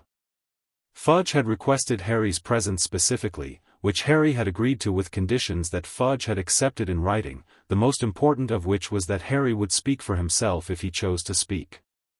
Fudge stood at the head of the room and said, in the particular tone of a man performing confidence he was not fully feeling, that the Ministry had received reports of an incident at the Triwizard Tournament's final task and that those reports were being thoroughly investigated and that there was no reason for public alarm and that Voldemort's return, as some had apparently claimed, was not confirmed and was in fact unlikely given the security and vigilance of, he returned, Harry said. The room went quiet. Fudge turned to him with the expression of a man whose carefully constructed sentence had just been walked through by a teenager. Mr. Potter, the Ministry's investigation is ongoing and until we have verified, I was there, Harry said. I watched the ritual. I was in the graveyard when it happened and I was there when the reconstituted body stood up and spoke. He held Fudge's gaze with the level, untroubled certainty of someone who is stating facts he has no doubt about and no reason to soften. Voldemort returned on the 14th of June in Little Hangleton Graveyard using the bone of his father, the flesh of his servant, and my blood. He is currently alive, reconstituted, and in possession of reduced but real magical capability. He paused. I can answer questions about the specific mechanics of what I observed if that would be useful to the investigation. The room was very quiet. Fudge had gone a color that was not his usual one. Umbridge, seated to Fudge's left, had the expression of someone calculating rapidly in a situation where the calculations were not resolving in her favor. Her smile was entirely absent, which Harry found more readable than the smile. One of the journalists, a woman from a German publication, quick-eyed and direct, said, Mr. Potter, what is the current status of Voldemort's threat level, in your assessment? Significantly below what it would have been if the ritual had been uncontested, Harry said. There are structural limitations to the reconstituted form that were not present before and that will constrain both his capacity and his options in the short to medium term. Long term, he is a threat that needs to be addressed. He paused. But he is a manageable one, which is what this moment requires everyone to understand before they decide how to respond. Manageable, the journalist said. Manageable, Harry confirmed. Fudge had collected himself enough to say, with the bluster that was his primary tool, the Ministry will of course be leading the response to any confirmed threat and we would ask Mr. Potter to allow the proper channels, Katya said, from her position against the side wall, in the flat, carrying tone she used when she had decided to speak and had no interest in the conventions around speaking, failed to notice that Harry Potter was being kept in a cupboard under some stairs for the first 6 years of his life. She looked at Fudge with the expression she used for problems she was solving efficiently. The proper channels also failed to anticipate or prevent last night's events, despite being explicitly warned about the tournament's risk profile in writing by Dumbledore in March. She paused. I suggest the proper channels focus on the substantive response and leave Mr. Potter's contribution to Mr. Potter's discretion. Fudge looked at her with the expression of a man whose bluster had just encountered something significantly more load-bearing than bluster. Umbridge said, smoothly, of course Mr. Potter's perspective is invaluable. What we are concerned with, I know what you're concerned with, Harry said to Umbridge pleasantly. You're concerned with the narrative. You've been concerned with the narrative since Vienna. He looked at her with the specific attention he'd been applying to her for 8 months. The narrative you want is one where the Ministry is managing the threat and Harry Potter is a symbol who defers to that management. The narrative that's true is that I was in the graveyard last night and came back from it and Voldemort did not, and the Ministry was not present for either of those events. He held her gaze. I'll give you the factual account for your records and your investigation. The interpretation of it is mine. Umbridge's eyes did something that was not in her controlled expression. Something that recognized, recalibrated, and made a decision. Of course, she said, with a smile that reached precisely as far as it always reached and no further. Harry looked at her and thought, you are going to be a problem later. He filed this with the same methodical patience he applied to all long-term problems and moved on. The last day at Hogwarts before the delegations returned home was strange in the way that endings of strange periods are strange, everything both too significant and too ordinary simultaneously. Harry walked the grounds in the morning because Hogwarts was genuinely beautiful in June and he hadn't allowed himself enough time in the year to simply look at it. He was sitting by the lake when Cedric Diggory found him.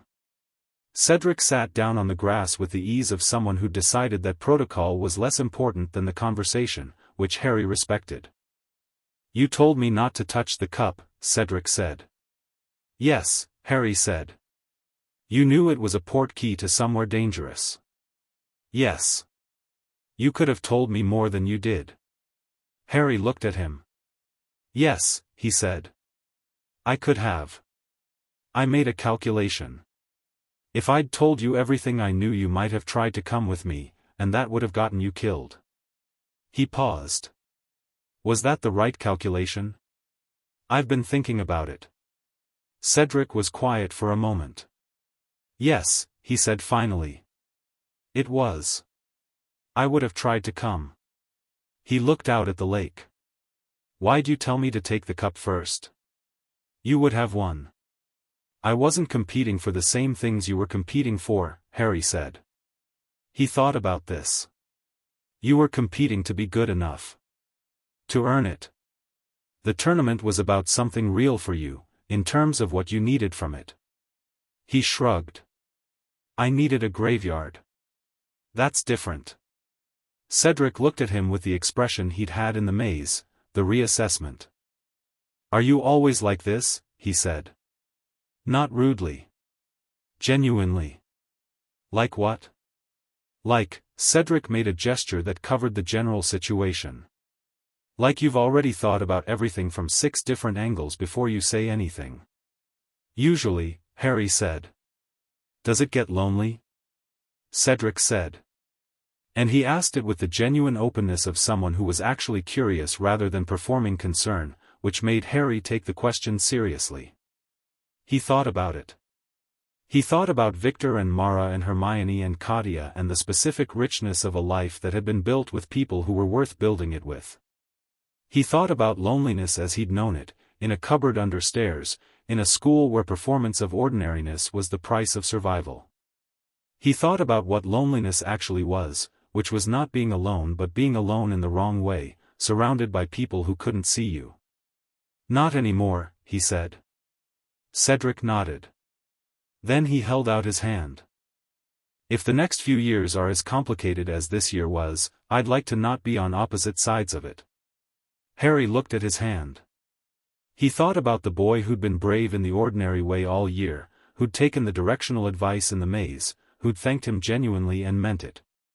He took the hand. "That seems sensible," he said. "Hermione found him in the library." Of course she found him in the library. He suspected she found most important people in libraries, because that was where important people were.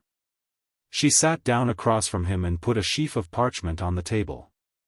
"I've been working on the recursive rune structure problem," she said. "The closed-loop stability question. I think I have a publishable argument against Gregorovich's conclusion." Harry looked at the parchment. It was dense and precise and thoroughly annotated. He picked it up and read the first 3 pages in silence. "The dynamic anchor substitution is clean," he said. "Your proof for the stability argument in section 2 is more rigorous than mine was." "Yours was good," she said. "Mine is better." He looked up. She met his gaze with complete composure. "Yes," he said. "It is." He set the parchment down. "You should publish it." "I intend to," she said. "I wanted to show you first because you were working on the same problem and it's the right thing to do." She paused. "Will you be coming to Hogwarts? Next year or the year after?" "I don't know yet," Harry said honestly. "There are things here that would be useful to me. There are things I'm not done with at Durmstrang." He looked at her. "Does it matter to you specifically?" "Yes," she said, without any coyness about it. "Because you are someone worth talking to and most people aren't, and that's not arrogance, it's just accurate, and having you available for the recursive rune problem and whatever comes after it would be useful to me." She paused. Also, the next few years are going to be significantly dangerous, and you seem like the kind of person worth being near in significantly dangerous times. Harry thought about this. Is that a friendship offer or a strategic alliance? Both, Hermione said. I see no reason they should be mutually exclusive. Harry felt the almost smile. Neither do I, he said. The night before the Durmstrang delegation left, Karkaroff requested a meeting.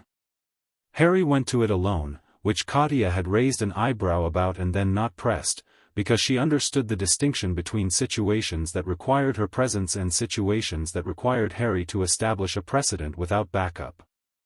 Karkaroff's temporary office at Hogwarts was arranged in a way that was clearly designed to convey authority: the large desk, the position chair, the specific lighting.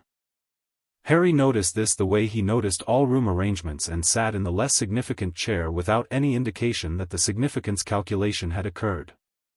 Karkaroff looked at him across the desk with the specific expression of a man who had spent 14 years making political calculations and was currently finding that his calculations had been operating with incorrect variables. You performed remarkably in the tournament, Karkaroff said, which was the opening of a sentence that had more in it. Thank you, Harry said, pleasantly. Durmstrang is very pleased, Karkaroff said. Your performance reflects well on the school and on the tradition and on the approach we have taken to your education. He paused. There are people who have noticed. Important people. The performance you gave in the first task especially, the blood magic animation working at that level, in practical conditions, at your age, yes, Harry said. He waited for the actual sentence. Karkaroff moved his hands on the desk in a way that suggested he was trying to find the right shape for what he was saying. There are former associates of mine. People who serve a particular master. Who will have also noticed. And who will see in you a significant asset, if properly aligned. The room was quiet. Harry looked at Karkaroff with the complete, unhurried attention he gave to things worth understanding fully. You're telling me that your former Death Eater contacts are going to try to recruit me, Harry said. And you're giving me this information because you want me to understand that you could be a useful intermediary in that context. That I should keep you close because you have access to those networks. He paused. And underneath that, you're telling me this because you're afraid. Because you know Voldemort has returned and your name is on a list and you need protection from someone who is going to be on the opposite side of that list. Karkaroff's face did several things in rapid succession. I am not a Death Eater, Harry said. I am not going to be recruited. I am not interested in the intelligence you have about former associates, because I have better intelligence channels than you and they don't come with the complications your cooperation would. He held the man's gaze. But I want to say something clearly. Durmstrang, the school, the actual institution, the tradition, the students, is not your political arrangement. The school is not your asset. If you attempt to use your position there to serve Voldemort's interests or your own fear of him, I will deal with that directly. Karkaroff stared at him. Is that clear? Harry said. You are 14, Karkaroff said, in a tone that was more reflexive than argumentative. Yes, Harry said. Everyone keeps saying that. He stood. Good evening, headmaster. He left the office and walked down the corridor and did not feel the particular weight that conversations with Karkaroff usually had, because the conversation had done what he'd needed it to do, which was establish exactly where the boundary was and what would happen if it was crossed. The delivery system for that information was less important than the information itself. He found Viktor in the entrance hall, already in his coat, waiting with the specific quality of patience that was Viktor's version of concern: present, silent, ready. Karkaroff? Viktor said. Dealt with, Harry said. Viktor looked at him for a moment. He's going to run, Viktor said. When Voldemort consolidates enough to start settling scores. Karkaroff is going to run. Yes, Harry said. He is. What happens then? Then the problem of Karkaroff stops being Durmstrang's problem, Harry said. And someone else has to deal with it. He looked at Viktor. You're going to be offered the professional contract again. Next season. Viktor's expression shifted slightly. Probably.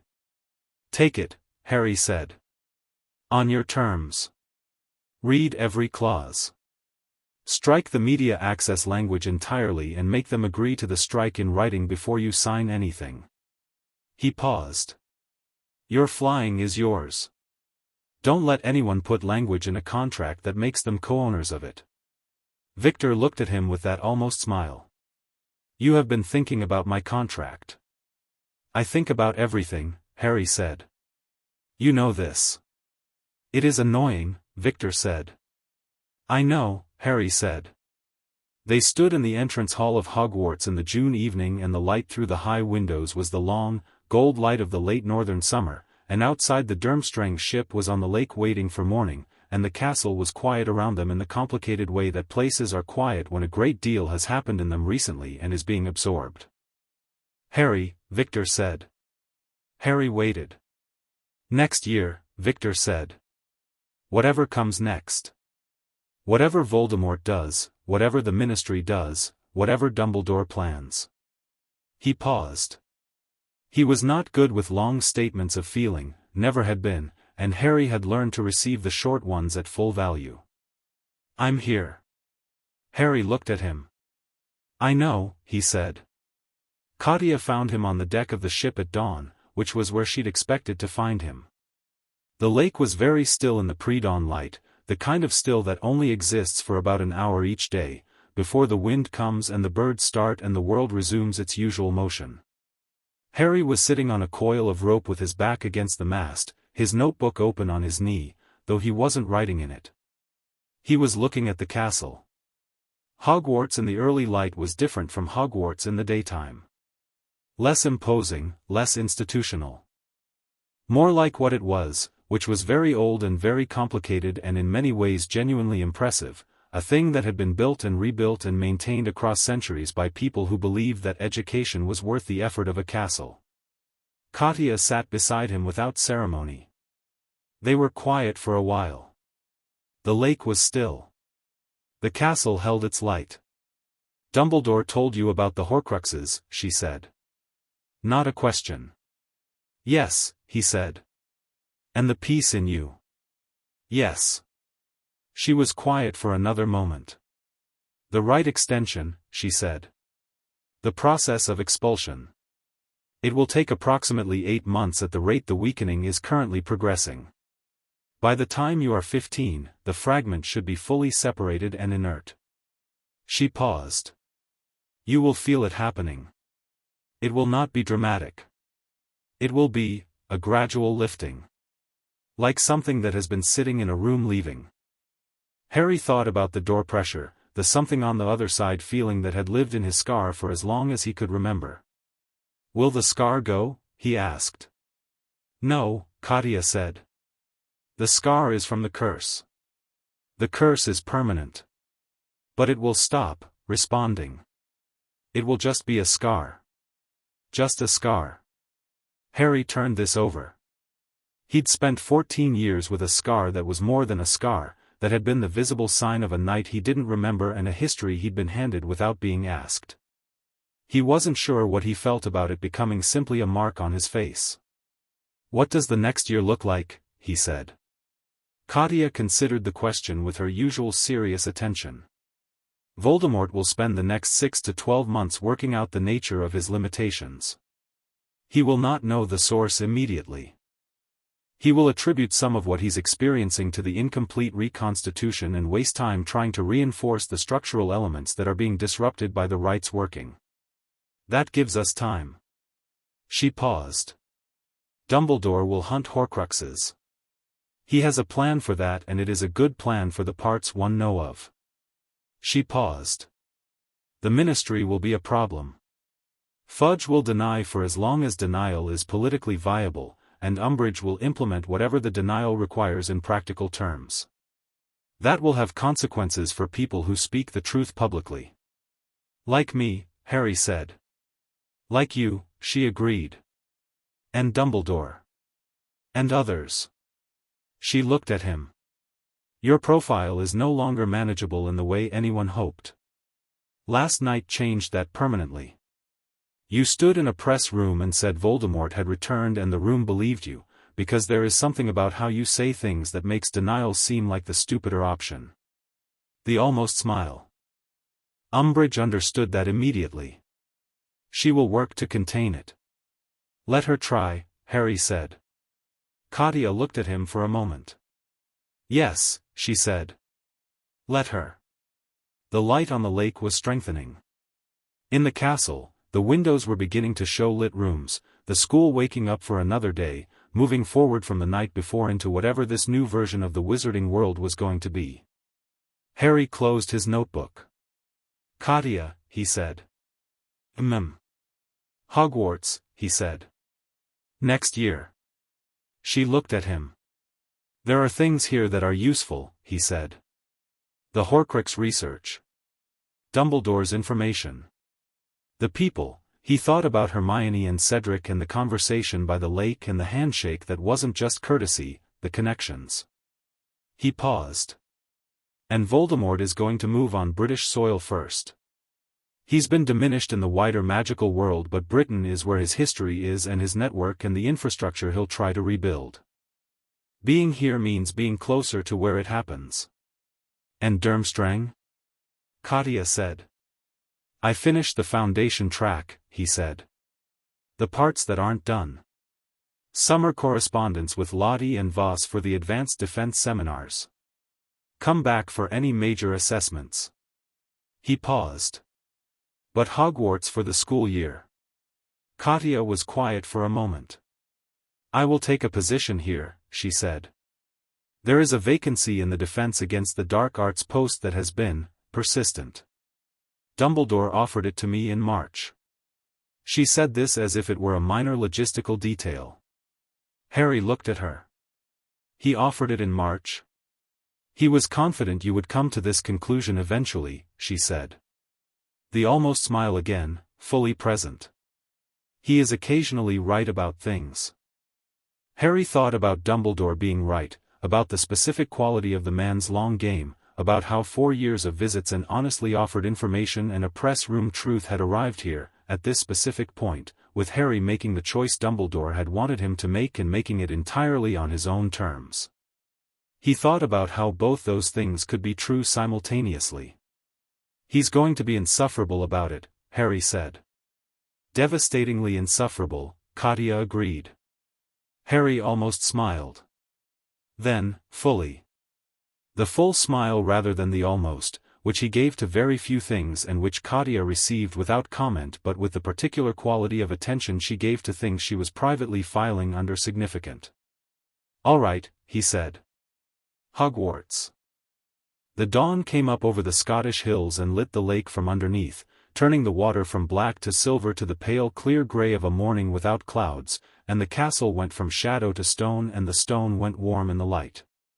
Harry Potter sat on the deck of a Durmstrang ship on a Scottish lake and thought about the year ahead and the work ahead and Voldemort diminished in a graveyard and the Horcrux piece weakening in his blood and an 8-month countdown to just a scar and a prophecy that said equal and not certain and all the space that equal, uncertain things left for the person who had done the preparation.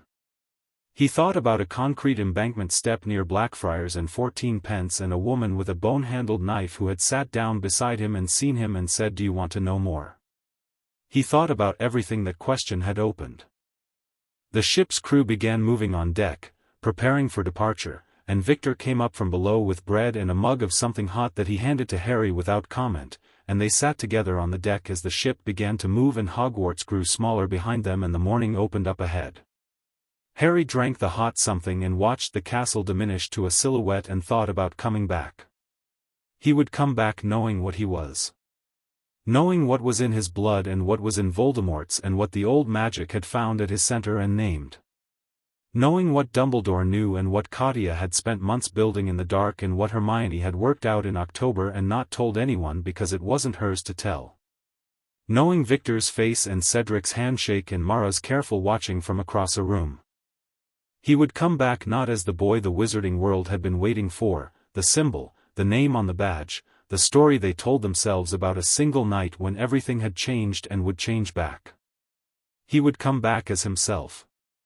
14 years old, trained by the coldest school on the continent, bound by the oldest blood right in living practice, carrying 3 years of deliberate work and 4 years of the specific education that happens when someone who loves you decides that the truth is worth more than the comfort of not knowing it. He would come back on his terms. And the world, the wizarding world with its politics and its fear and its habit of deciding things about Harry Potter without consulting Harry Potter, would have to learn to deal with the actual version. It was, he thought, long overdue.